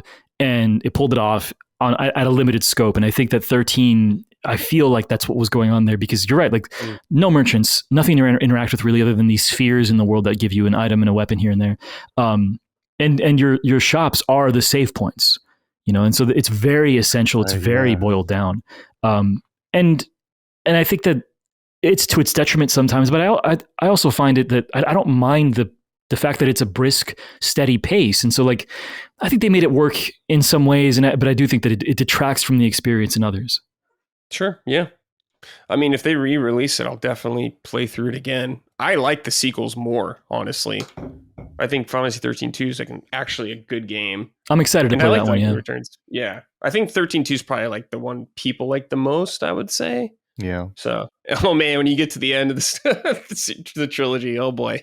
Well, I don't know how we go from like, hey, we're doing a military operation with these kids, Nora, Snow's gang. Right. How we get from these like silly kids to like, oh hey, it's 7 days to the apocalypse, and lightning is basically Jesus, and it's like how did we go here? It's a lot. It's pretty interesting. So I'm excited to get through it. Lot. Yeah. Cool. Well, I am glad to hear you're enjoying it. That's really cool. I do think there's some great ideas in that game. Like you said, the music is also fantastic. I think the stagger system is really cool, and I'm happy to see it kind of continue on through other games. And yeah, shout out Lightning. Yeah, awesome character. Best pro tag, fight me. Great. One of the best designs too. I love her design. Yeah. She looks really good. Good job, Nomura, once again. All right, let's see here. This is from Clark Petrie wrote in. Hey, Summoners. I'd like to jump into the Final Fantasy 13 discussion, as I recently played this game for the first time in pursuit of my quest to beat all mainline Final Fantasy titles. First, I thoroughly enjoyed Final Fantasy 13. Perfect? No. But I was delighted by it far more than I anticipated based on what I recall from the discussion surrounding the game back in 2010. While I still need to play Final Fantasy 15, 9 and 5 to complete the series, I'm confident that I died more in Final Fantasy 13 than all other FF titles combined. Does anyone else recall it having a rather steep difficulty spike? Yeah. Anyway, I'm pumped to hear the game receive contemporary discussion. Be well, Clark. Yes. I mean, I ran into this in my streams of it. If you're sleeping on the systems that are being presented to you, and you're not paying attention and utilizing your upgrades and picking carefully the track on the Crystarium that you're going down, there's not a lot of choice when you're doing the Crystarium upgrades to get more abilities and better stats. It feels nice to do, though. It does feel nice. And there's like slight decisions where you'll have some side nodes, and it's like, okay, I know that I can eventually fill this out, but maybe I want to skip out on that side node that gives me plus 25 HP so that I can get closer to that next ability, to that launch ability that I want for Lightning's commando shell for her paradigm. So yeah, like there's some choice in that. There was a point where I kept dying to a boss fight at the end of like the 5th or 6th chapter over and over because I just wasn't utilizing my paradigms correctly, and I had to stop and reevaluate my strategy. And just having to make a choice like that is immediately more interesting than like my experience with other Final Fantasy games, most recently with 16, where I could just beat the hell out of, I didn't have to think about anything. It was so easy. You just use your abilities on cooldown and do a couple of combos and it's fine. I don't remember the last time that a Final Fantasy game like punched me in the face and like put its boot on my neck and was like, all right, like figure this out, get good. And yeah, so he's totally right. There was a steep difficulty spike and it felt good to overcome it. You haven't played Rebirth yet, right? No, I'm like halfway through 7 Remake. I got Rebirth for my birthday from my mother-in-law, which is funny. Nice. But I haven't finished Remake, so it's like, oh God, I actually have to go back and play that, and then I can finally play Rebirth. Nice. Yeah, there's some tough fights in that game. So if you're into that, good luck. I'm looking forward to it. All right, and this name's good. Huge Jalode. That's like Simpsons dude when Bart would call Mo. Yeah, definitely a Mo. Yeah, Mo and Bart joke. Yeah, we got a huge Jalode. Hey, Summoners, Final Fantasy 13 is one of my all-time gaming disappointments. Oh, I tried, generally putting my best foot forward, I've been there couldn't before. do it. I got to 10 hours plus in, and I was walking down hallways with repetitive battles. People talk about the deep combat system, but it was such a disappointment to me. You hit the bumper, switch styles, use the move to do it again, use the move until the enemy is dead. And the character/stories were so dull, too, with piss poor writing and acting. Sorry to beat it down so badly, but I am still salty about it. Great soundtrack, though. Cheers and keep up the great work. He's wrong. Say, you did not get far enough to understand how good the combat system is. You're completely wrong, Mr. Jalode. I will say that it sucks that it takes that long for the combat system to fully flesh out and the brilliance of it actually to reveal itself. But I have to agree with Ember that I think the combat system is actually really fun. Good. It's a fun combat system. And for Ember, like you're not at even the good part yet. Actually, that's the crazy part. For me personally, the game only gets better from where you're at, where you're at, and the combat system gets even better. Lightning gets some crazy moves that are so satisfying to use, and the paradigm system is very, very strategic, and it is fun to be able to switch based on what's going on. I love the combat system in FF13, and I actually. I was like you, huge load. That I thought that I was traumatized by FF13. I hated it just like everyone else. And then I played it a couple years ago, and then I basically had the same revelation Ember did. I don't know if I like it quite as much as Ember does right now. And I think he's only going to like it better. But I was able to enjoy the game for what it is, despite all of its problems. And for me, the combat system was a huge thing, where it's like, okay, this is like a turn-based, paradigm shifting beat 'em up game, where I'm just going down a hall and I'm just going through all these series of fights that are really, really fun to do. Yeah, give the game 30 more hours, and then you'll understand why the combat system is actually excellent. And it's too bad that they never revisited. But then there's so many things about the combat system that is in Remake and Rebirth. You know, Final Fantasy 13 had excellent ideas that they didn't get rid of, and I'm glad they didn't. Right. Yeah, there's some good stuff in there. The stagger system and Remake and Rebirth, that's there too. And let's calm down on the piss poor writing and acting, especially the acting. I mean, look, they're not all perfect performances, and the writing is a little, some stuff gets lost in translation, I think. But some of the scenes between these characters are fantastic. I have to give a special shout out to the voice actor for Saz. He is doing an amazing job. Amazing.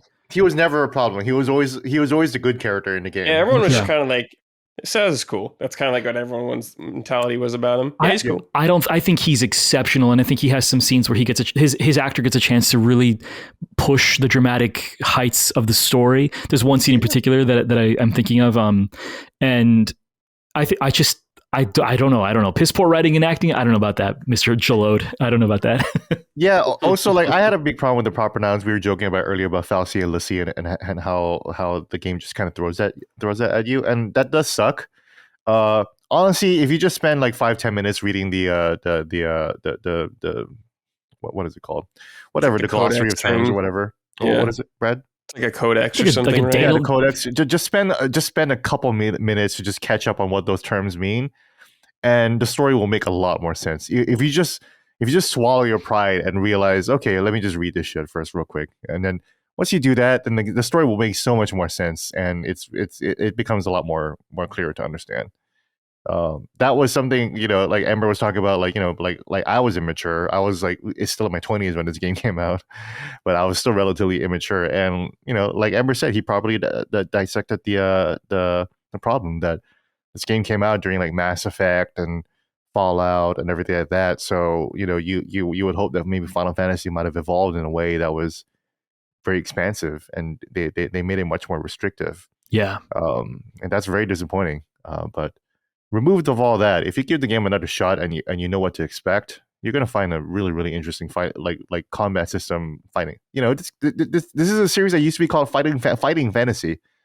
Combat is a huge deal about these games. So yeah, and this is one game that really prioritizes it, basically.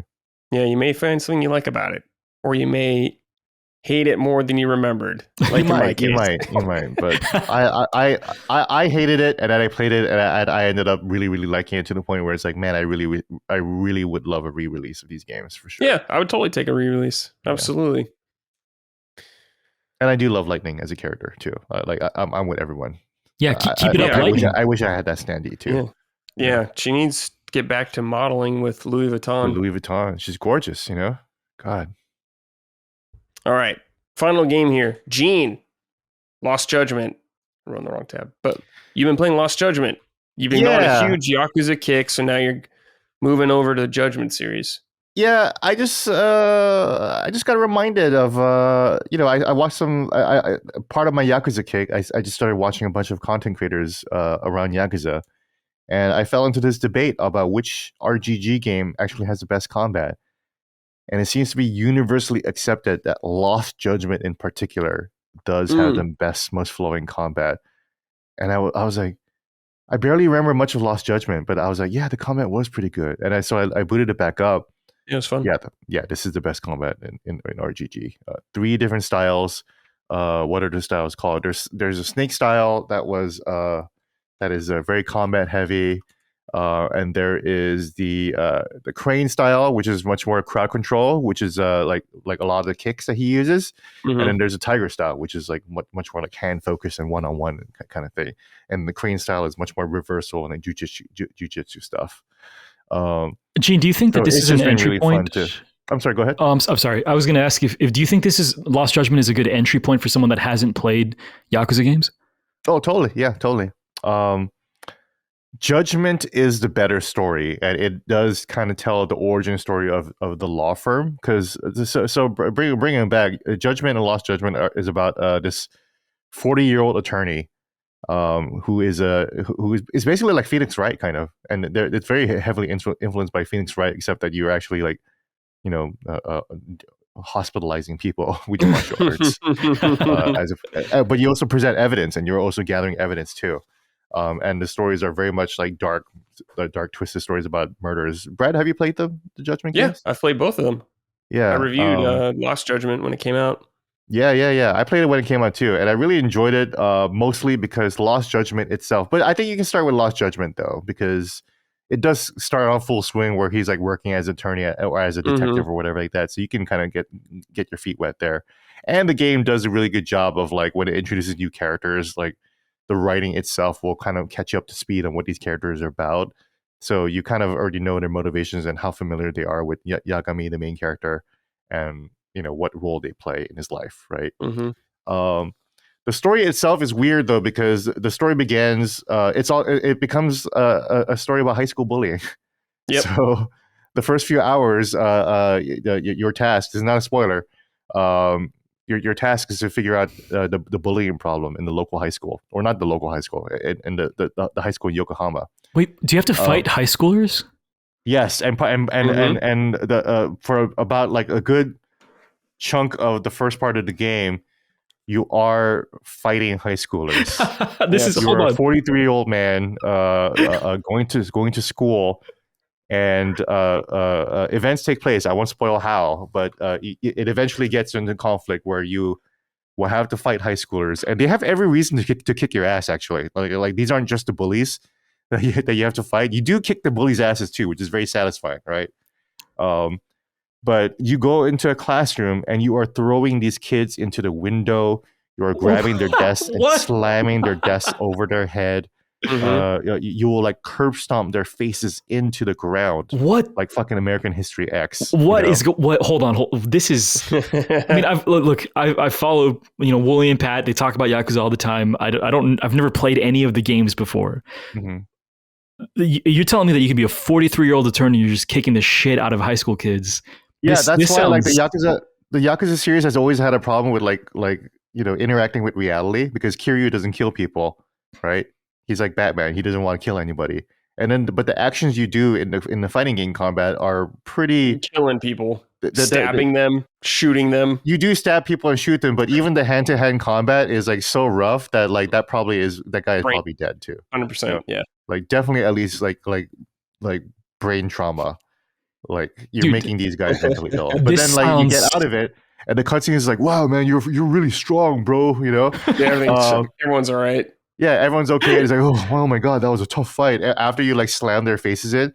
So that happens in Lost Judgment, but even worse, where like you'll kick the shit out of these high school kids, and then the principal later will be like, yeah, I heard that these kids got into a scuffle.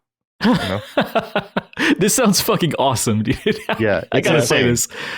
Yeah, and the crazy thing is that the high school itself is like its own city. The high school itself will have its own like layers of several side quests and NPCs that you need to be part of. You can join the dance club.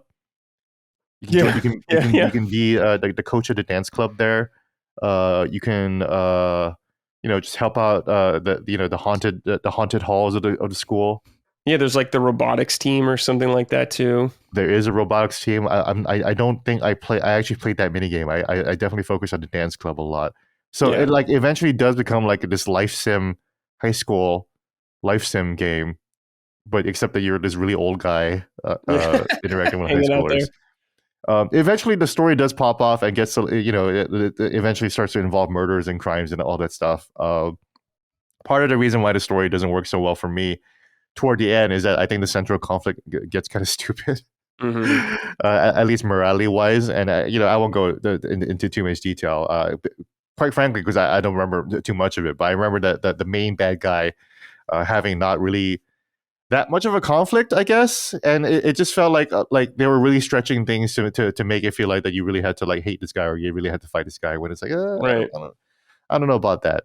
But the story does have a lot of twists and turns, and there are definitely people that you will love to hate in the story. So, but ultimately, the reason why I went back to it is because Felix over at the Chapo Trap House has been playing the shit out of that game, and all he's been talking about is how great the combat system is, and so that on top of on top of all the YouTubers that I watch talking about how great the combat system is, made me just kind of dive back into the New Game Plus of Lost Judgment. So that's why I'm back in the school system right now, just kind of like playing around in the school system, and that's why I don't remember the later details of the plot, even though I remember them not being that great.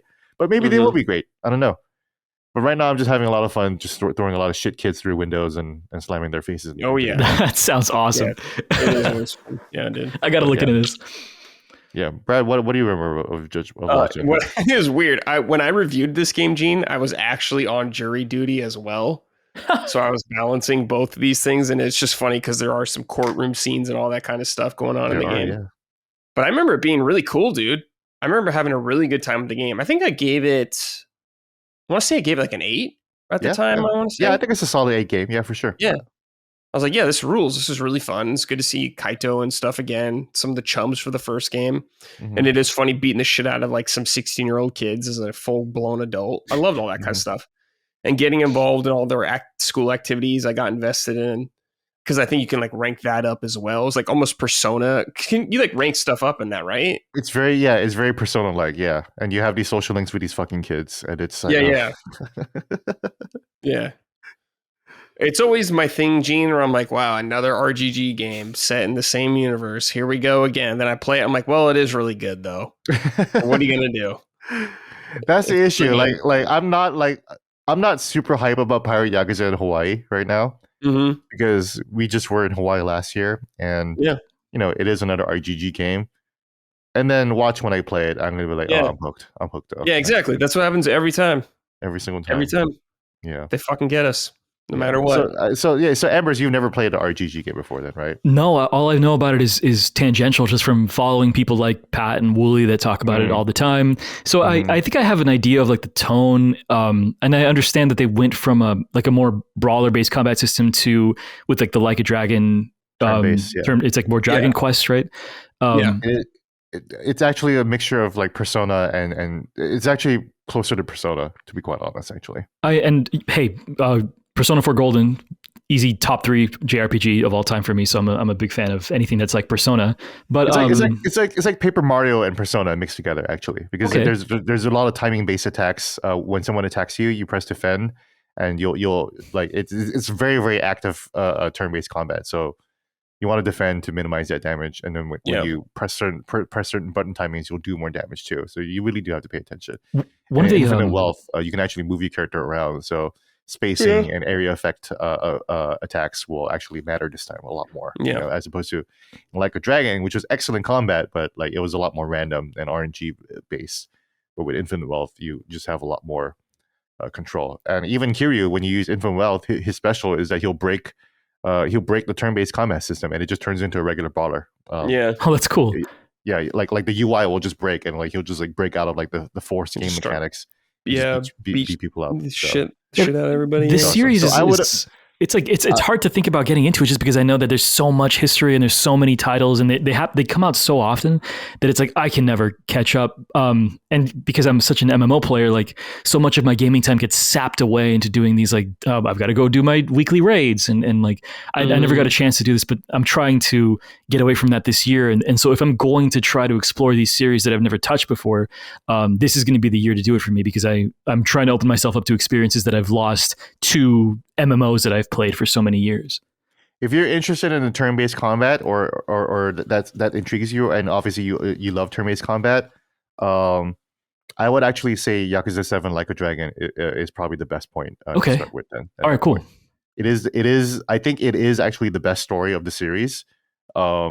It basically starts from blank slate. Towards the end, you're gonna start to kind of wonder about certain parts of the history of the Yakuza franchise, but I think it's not enough to really feel like you're just catching up on things. Yeah. If anything, it'll just make you more intrigued as exactly what the fuck happened before this game. In the past, and at that point, then you want to either start with Kiwami 1, which is the roughest story, because it is a PS2 story and it's the roughest game design. But I feel like starting with Kiwami 1 is good because it'll make some of the story beats in Yakuza 0 better.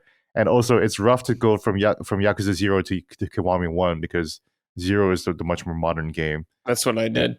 Yeah.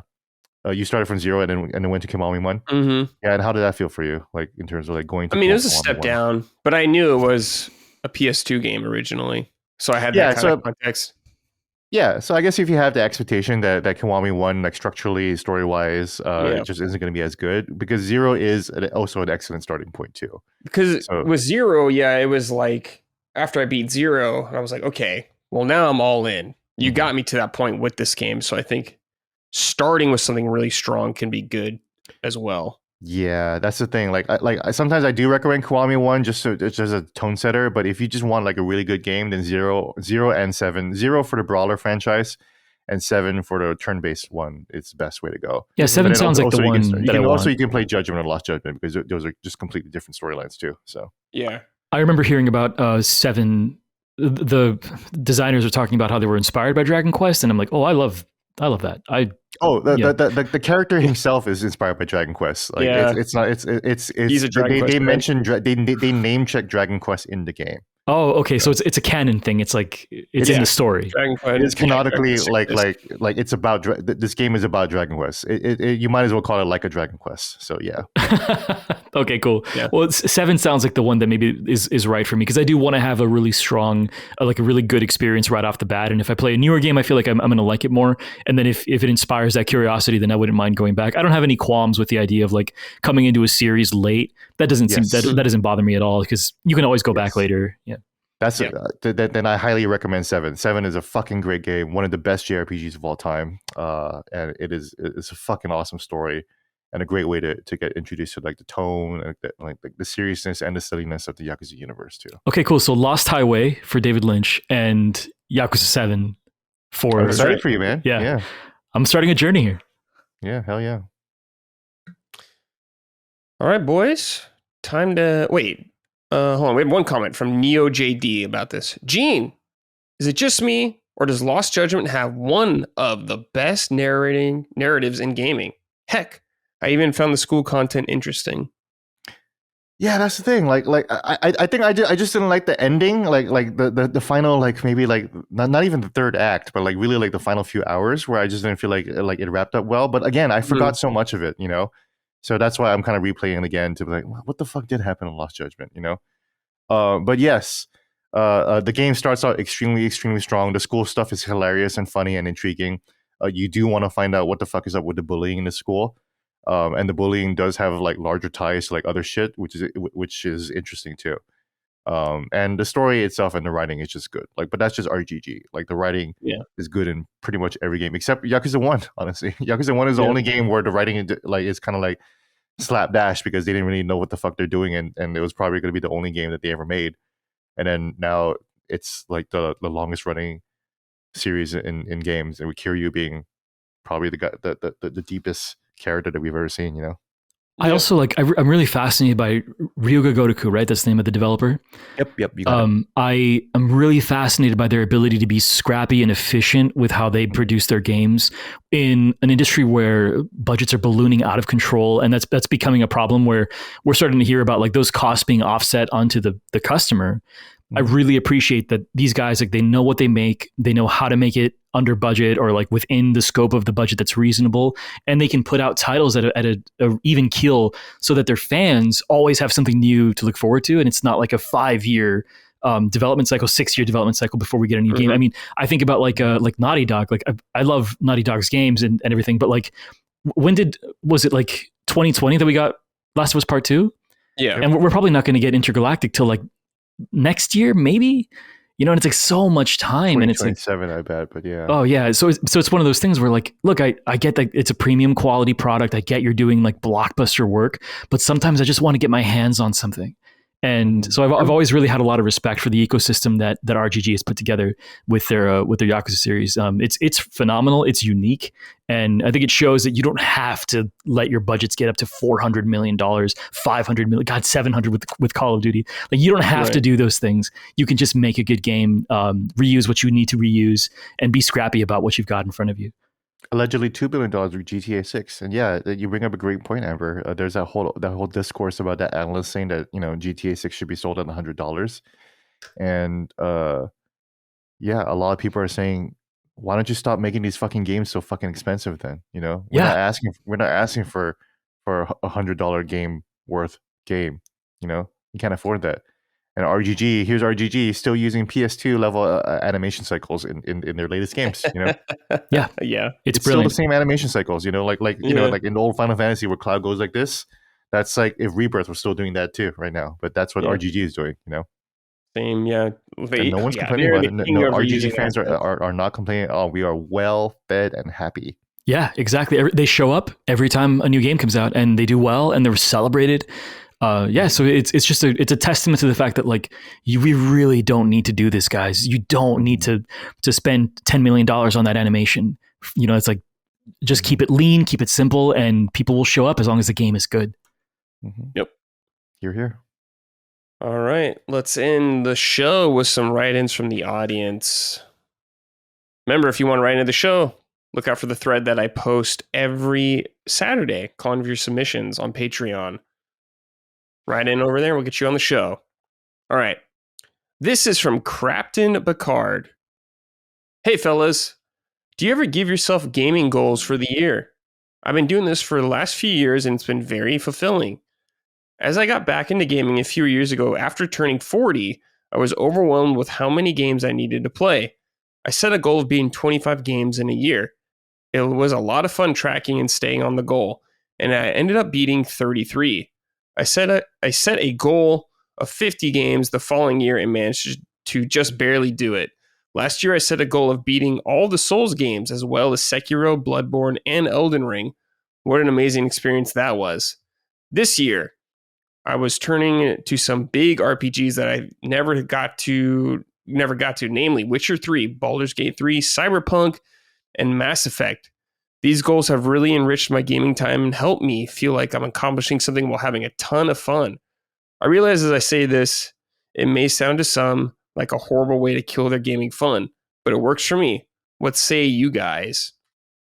Definitely, I've got a goal this year. So, like I mentioned a few minutes ago, that I play a lot of MMORPGs, and they sap a ton of your time. I think I have like 2,000 clocked into Final Fantasy 14 and probably a lot more into World of Warcraft and Lost Ark and Throne of Liberty and Guild Wars 2, on and on and on. I love those kinds of games, but they pull you away from opportunities that you could be having in these like single player ecosystems, which sucks. And I kind of got sick of that feeling of like, dude, I'm falling so far behind. So this year I'm pulling back a lot on my MMO time, and I'm setting goals for myself to get through series that I know that I want to. 13 is the first big series that I'm working through. And I'm excited because, you've got a lot of really cool titles coming up. The next one that I'm going to play is Monster Hunter Wilds, which I'm looking forward to. So I don't have a specific number of games that I want to beat. I just want to make sure that this year, and maybe in the years to follow, I don't only have MMOs to look back on, right? Because it's like, oh yeah, what did I do this year in my gaming career? Like, oh, I cleared the heroic raid in World of Warcraft. It's like, is that really is that it? Is that all I can speak to? I really want to expand my breadth of knowledge and experience, and that requires me to put some limitations on this one thing that I like doing and expose myself to things that I otherwise wouldn't. So, for example, playing something like Yakuza 7, that would be getting way out of my comfort zone, but it's what I want out of this year. So for sure, that's my big goal. Nice. Gene, anything for you? Yeah, I'll just keep it modest. I want to finally play Romancing Saga. Oh yeah. Yeah. I just never I just started playing that a couple days ago, and I'll get back to it too for sure. Persona 3, definitely catching up on old RPGs that I feel like they're just gaps in my history. Obviously I make fun of LSM not watching movies, but there's still quite a lot of movies and games that I haven't caught up to myself too. So, check my own ego there. Shout out to Captain Picard though. It sounds like you just your kids just got out of school or whatever, and you have an empty nest and you're able to play all these fucking games. So that must be amazing. Have a good time, bro. Yeah. Congratulations on 40, by the way, Mr. Picard. That's fantastic. Let's see. For me, I always have to beat Lost Odyssey on my list, and I haven't done it every year, but I just keep it there to remind myself. One thing I would like to do this year is just kind of finish more games that are older than I want to. With our jobs, sometimes you want to stay up to date with everything, and it can be hard to. Things can get lost in the cracks, and often I never get to go back to them. But I want to remember like a lot of the games from last year I didn't even get to finish, like Fantasian I would like to play. I would like to finish Indiana Jones and stuff like that. So yeah, I need to finish Indiana Jones too. Some things like that are coming on my list. Fantasian, I can't recommend enough. Very, very good. I played it on the Apple Arcade when it released like quite a few years ago. Great things about it. The storage combat system is really interesting. Where I don't know if you know how it works, but yeah, you go into the world, instead of having these random encounters, you can store them and then hit them all at once. And it's really interesting. And there's some like more involved mechanics with like lining up and aiming shots and things like that I thought were really interesting. So really, really cool. The world design is great. I mean, if you haven't played Fantasian, I think you'll really love it. Yeah. Yeah, it looks really awesome. I need to finish Fantasian too. I played a bit of it, but I just never got to finish it. So many games. Yeah, so many. Even Phoenix Wright, like I feel like I only play Phoenix Wright all the way up until 3, and there's so much other stories that I haven't played yet too. It's hard to Way get too caught up, much. man. Yeah, that's another one of those series that I haven't touched. So who knows, man? Who knows? See, yeah. I only finished like the early games, but I would not call myself a Phoenix Wright aficionado. So honestly, yeah, like I mean, Colin has said this, but like if the games industry just stopped making games for like a year or two, like that would actually be kind of helpful, you know? Oh yeah, I'm begging them, please. And No that's more. what kind of like what Naughty Dog is doing. yeah. And Sony, so you know, That's funny. yeah, have fun with all of our Sony games. God, Yeah. the nothing that they've been making. Yeah, they actually do us a favor by canceling all those projects, huh? It's like thank God. I need a break. I'm so glad that they canceled all that shit. Actually, I feel bad for people that wasted their lives on projects that don't go anywhere. But yeah, don't waste your time. Oh, you weren't looking forward to like Destiny, God of War? It seems so exciting. You know what sucks is that like God of War Ragnarok was already implementing like that kind of Destiny style armor system and gear system. Yeah, right? yeah. Oh, I just realized that. What if that was like a training? Stepping stone. Fucking Bluepoint was working on that. Mm-hmm. That's probably what they were trying to. That's what they were trying to think. That's what they were probably trying to shoehorn that system into like a Destiny type game with gear and everything. Oh yeah. I can see it. It's like you queue up with your friends and it's like it's Kratos dressed up as Goku or something, and you go and you attack like one boss and then you get your loot and then you have to do the same. It's like the Destiny UI because of course it would be. It is a Destiny UI. That's the same thing that Chris Reagan was complaining about, the moving the fucking cursor around and it just slows everything down. You know. Oh, dude, the games industry loves the cursor on the controller. I don't know what that. It's like, guys, this is terrible. It's not a mouse. Stop trying to pretend it's a mouse. Yeah, what happened with that? It's so crazy. I don't know. Oh my god. Oh wow. Now it all makes sense why God of War Ragnarok was designed the way it is. Oh, that's gross. Yeah. Oh man. Rest in peace. Rest in peace. Couldn't say it better. All right. This is from Javen Mather. Folks, with the surprise announcement of Ninja Gaiden 4, what would be your most desired sequel to a long dormant IP? God Hand 2. That's it. Oh, absolutely based. Absolutely. You know God Hand. Wow. Yeah. So, I mean that's another piece of the lore of the Super Best Friends that I was introduced. I was introduced to God Hand from being exposed to them. But yeah, I mean that's one of those fantastic flashpoints in gaming history where it's like, how did this not continue? Such IGN sank it with that review with the 3. Yeah, it's. I mean, I think that it's one of those moments where it's like, look, there's such fantastic ideas here. There's really great DNA. You give this time, you give this space, and we should be on God Hand 4 at this point. And it should be like a really gorgeous looking game for us to play. But it's a weird moment. Having a sequel to that would be, I think, one of the coolest things to happen. But that's pie in the sky. That it'll just never happen. Yeah. It'll be crazy if that ever happens. But I don't know. Tango Gameworks, come on, guys. I have a weird answer for this one. Oh, how familiar are you guys with the Styx games? I know of them. I haven't played any of them, but I know what they are. So I'm like Chris. I'm a big fan of stealth games. Styx Master of Shadows and Styx Shard of Darkness. They're not perfect. Okay. But they are some of my favorite games. The studio that makes it, Cyanide, is like not prolific. They produce like a lot of small, weird, like I think sports titles, and like it's a lot of like a scrappy work that I don't think that anyone would pay attention to otherwise. But these games, the Styx games, are fantastic, like truly dedicated stealth games. And we don't get a lot of those, right? Like you maybe Dishonored. When was the last time we got a Splinter Cell game, for God's sake? So while I don't think that they're great, like they're like solid 7s. If you buy into wanting to play a dedicated stealth game, Styx Master of Shadows and Styx Shard of Darkness are really, really good. And I would even say Master of Shadows has a solid narrative twist that I didn't see coming, and that it really, by the end of the game, it really elevates the it's the kind of thing where it recontextualizes everything that you did up to that point. It's not, I'm not going to say it's a BioShock level twist, but it's one of those where I was like, dude, holy crap, I can't believe you guys did this. That was really solid. And so I really love those games, and I know we're never going to get another one, but if I could wave a wand and make a third Styx game appear, that would be my favorite. That's cool. Never say never, man. Things come back that I never thought would come back. Dude, I feel like Styx Shard of Darkness sold like maybe 100,000 copies. Nobody knows about these games. I can't see it Someone happen. could do it, Kickstart it or something. I bet there's a diehard Styx fan base out there. It's me. I'm the diehard Styx fan base. It's just me. You put the money up. Yeah. Someone would do it. For me, I would have Dark Cloud 3 come back. It's been gone way too long since the PS2 era. I believe they're Sony-owned IPs, actually, so I'm kind of surprised they haven't been back, but they were developed by Level 5. Really cool RPGs where you play as multiple characters, and it has like a whole town building element to it. Really fun. I miss those games. Bring them back. Bring Level 5 back in general.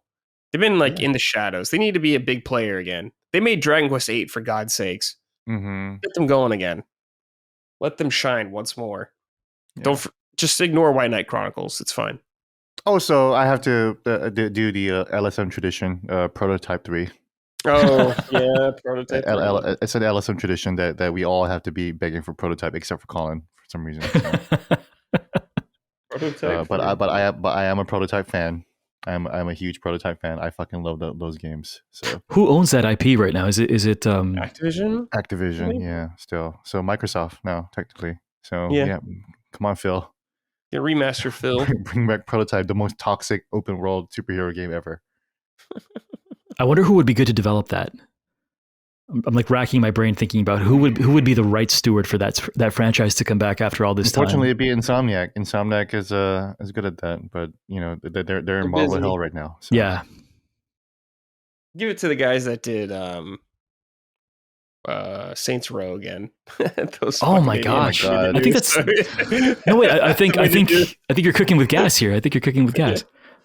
I should play that Saints Row game some more, but I really fucking hated this. I hated those really fucking characters, man. It was really bad, dude. Yeah, you want to talk about millennial cringe? Yes. Those are the guys that are running the Ubisoft accounts, and they're those are the guys. Ugh. Well, that just happened. Yeah. He's right behind me, isn't he? Yeah. Oh God. Jesus. And they're talking about student debt and everything like that, and it's like, oh my God, capitalism sucks. Oh my God, patriarchy, anything like that, dude. Yeah, it's like shut the fuck up. What's the thing that they do on say the capitalism, student loans? I see a lot of commenters hate those voices. I'm like, what? Well, you're not supposed to like them, you know. Yeah, you're not supposed to like them. Yeah, exactly. Yeah, you're not supposed to. Oh, what a pleasant voice. Pleasant voice. Yeah, patriarchy. Yeah. All right. Final write in here from Nevitz. Hey, summoners. There are some consoles that can be vertical or horizontal. Let's define what is the correct orientation for these systems. Oh, this is fun. PlayStation 2 Fat, the original. Horizontal. Yeah, horizontal. I have to agree. Because that was the one that made me paranoid about vertical in the first place, because it would fuck up the CDs if it was in vertical. Right? So now I even with the PS5, I get paranoid about putting discs in, even though I'm sure it's totally fine and nobody's ever complained about that since the fucking PS2. But the PS2 fat version was the reason why I kept it horizontal, because it scratched CDs, and you don't want to do that. So Xbox 360 original. Embers, what was your take on that though? What do you think? No, for sure horizontal, 100%. Oh yeah, you probably said that too. I'm sorry. Yeah. Okay, Xbox 360 original model. I mean, this is, I think, also horizontal, in my opinion.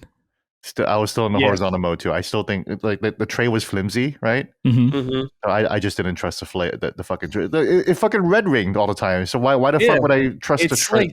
It's like a landmine.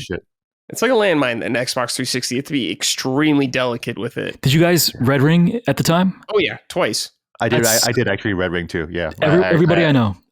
I'm the only person that didn't red ring. Yeah. Just like I'm the only person that never had a Joy-Con stick drift. I never got that. I got hit by that. Yeah. Never got that once. I did get red ring. I had to send that in and everything. That was crazy. All right. Xbox 360 Series S model. Same.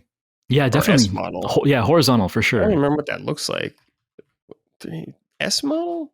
It was just smaller and more like not as concave, I think. Oh, okay. Yeah. Oh, yeah. That has to be. It's like more cubic, right? Yeah. It's a little bit flatter. Yeah. Yeah. That thing kind of scares me standing up. Yeah. Yeah. That's the thing. It scared me standing up too. All right. PlayStation 3 fat. Oh, I mean, yeah, absolutely. How could you even stand this one up? I mean, I don't even understand how you. Yeah, for sure, horizontal. Yeah, I had mine horizontal as well.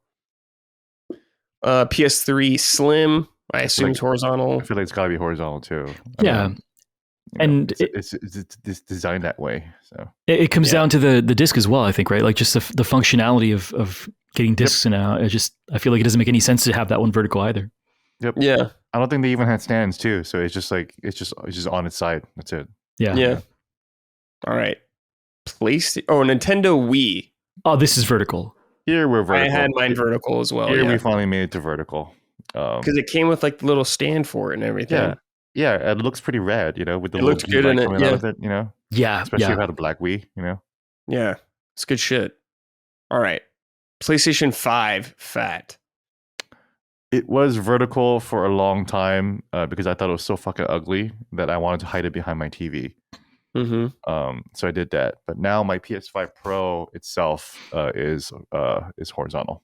So mine is vertical right now. Mine is horizontal on this one. I still think it comes down to the disc functionality. I still have games on disc, and putting it in sideways just doesn't make any sense to me ergonomically. By the way, I have to just say it's very funny that Nevitz says fat. Yeah, to differentiate like the models. It's like not even just original PlayStation 5. It's PlayStation 5 fat. Yeah. He calls it Xbox 360 original model, but he didn't call it Xbox 360 fat. Yeah. Bias. But it's only the PlayStation ones that get fat. Come on, don't fat shame PlayStation. Fat shaming PlayStation, dude. Just kidding. I think putting it horizontal annoys me because it has like a kickstand. I'm like, what is this? It is fucking ugly with a kickstand, but at this point now, it just fits better in my. Yeah, okay, fair enough. Oh, excuse me. It just fits better in my shelf now, horizontal now. But yeah, that's fair. The kickstand is fucking ugly as hell, especially with the slim PS5. Especially with the PS5 Slim and PS5 Pro. At least with the original fat version, it had that little tray that you can have on, and that was nice. And it kind of like elevated the PS5 a little bit more, so it looks like it's like a floating device, kind of, Right. But now it just looks like it's regarded. So yeah. All right, last one, the Xbox Series X. I mean, this is vertical. Yeah, that's vertical, right? Every time. Yeah, that's vertical because this is not a disc-based system. The Xbox doesn't give a shit about this, so I don't give a shit about this. Yeah. So. And I can't even imagine, why would you even, is there anybody, I'm more curious about who would put this one on its side. Some freak? Why? Yeah, some freak. They'll write in. They'll write in next week. Yeah, but like it looks so ugly. It's like so fat already. So it would be like putting your PC desktop on its side, kind of. Exactly. Yeah. That ain't right. And then you just have a beached whale on your media center. It's like I don't. That's good. That's a good way to put it. Although I did have an Xbox Series S connected to the living room for a little bit, and that was on its side. So it's cute. So yeah, that's forgivable. Different. Yeah, that's different. Yeah. But the X though, it's just a big old rectangle monolith. Piece of shit. Yeah. So no. It's a tower. Big piece of shit. Sorry. We love you, Phil Spencer. We love you. We love you, Phil. Keep it up, Phil. You're doing a great job. Keep it up. Yeah, great job, Phil. All right, boys. That's it. Another episode in the books of Summon Sign. Gene, thank you for joining me as always. Appreciate it, my friend. And Ember, thank you for being our guest. Thank you for joining us as well. That was a lot of fun. Yeah, thank you for having me. This has been a ton of fun. Good. Before we go, though, let the people know where they can find you. Yeah. I am Ember's Arcade on YouTube. You could find me on Twitter at X. Ember's Arcade, just one word. I do a lot of video essays. They're infrequent, but I promise that they're they're in depth. I'm working on a big video essay about Throne and Liberty. And it's as of right now, it's half an hour long. So if you like watching really, really long video essays, then please look forward to that. And then I've got more stuff coming up. As I mentioned before, a treatise on anti-woke gaming YouTube, of hopefully a really in-depth retrospective about Final Fantasy XIII to celebrate its 15th year anniversary. So yeah, lots of big, long video essays. So please feel free to take a look. Cool. Excellent. And you'll see me and Gene on Punching Up coming soon.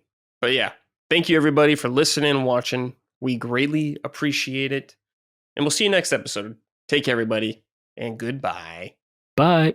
Summon Sign is a product of Last Stand Media and Collins Last Stand LLC and is proudly recorded in the USA. The show is written and hosted by me, Brad Ellis. The show is produced by Dustin Furman. All of Last Stand's theme music is by Ramon Narvaez. Summon Sign, along with the rest of Last Stand's media shows, are fan-funded on Patreon at patreon.com/laststandmedia. The following names are at the producer level on Patreon, our highest tier, and we are grateful for your kind contribution and generosity to our independent endeavor. Thank you.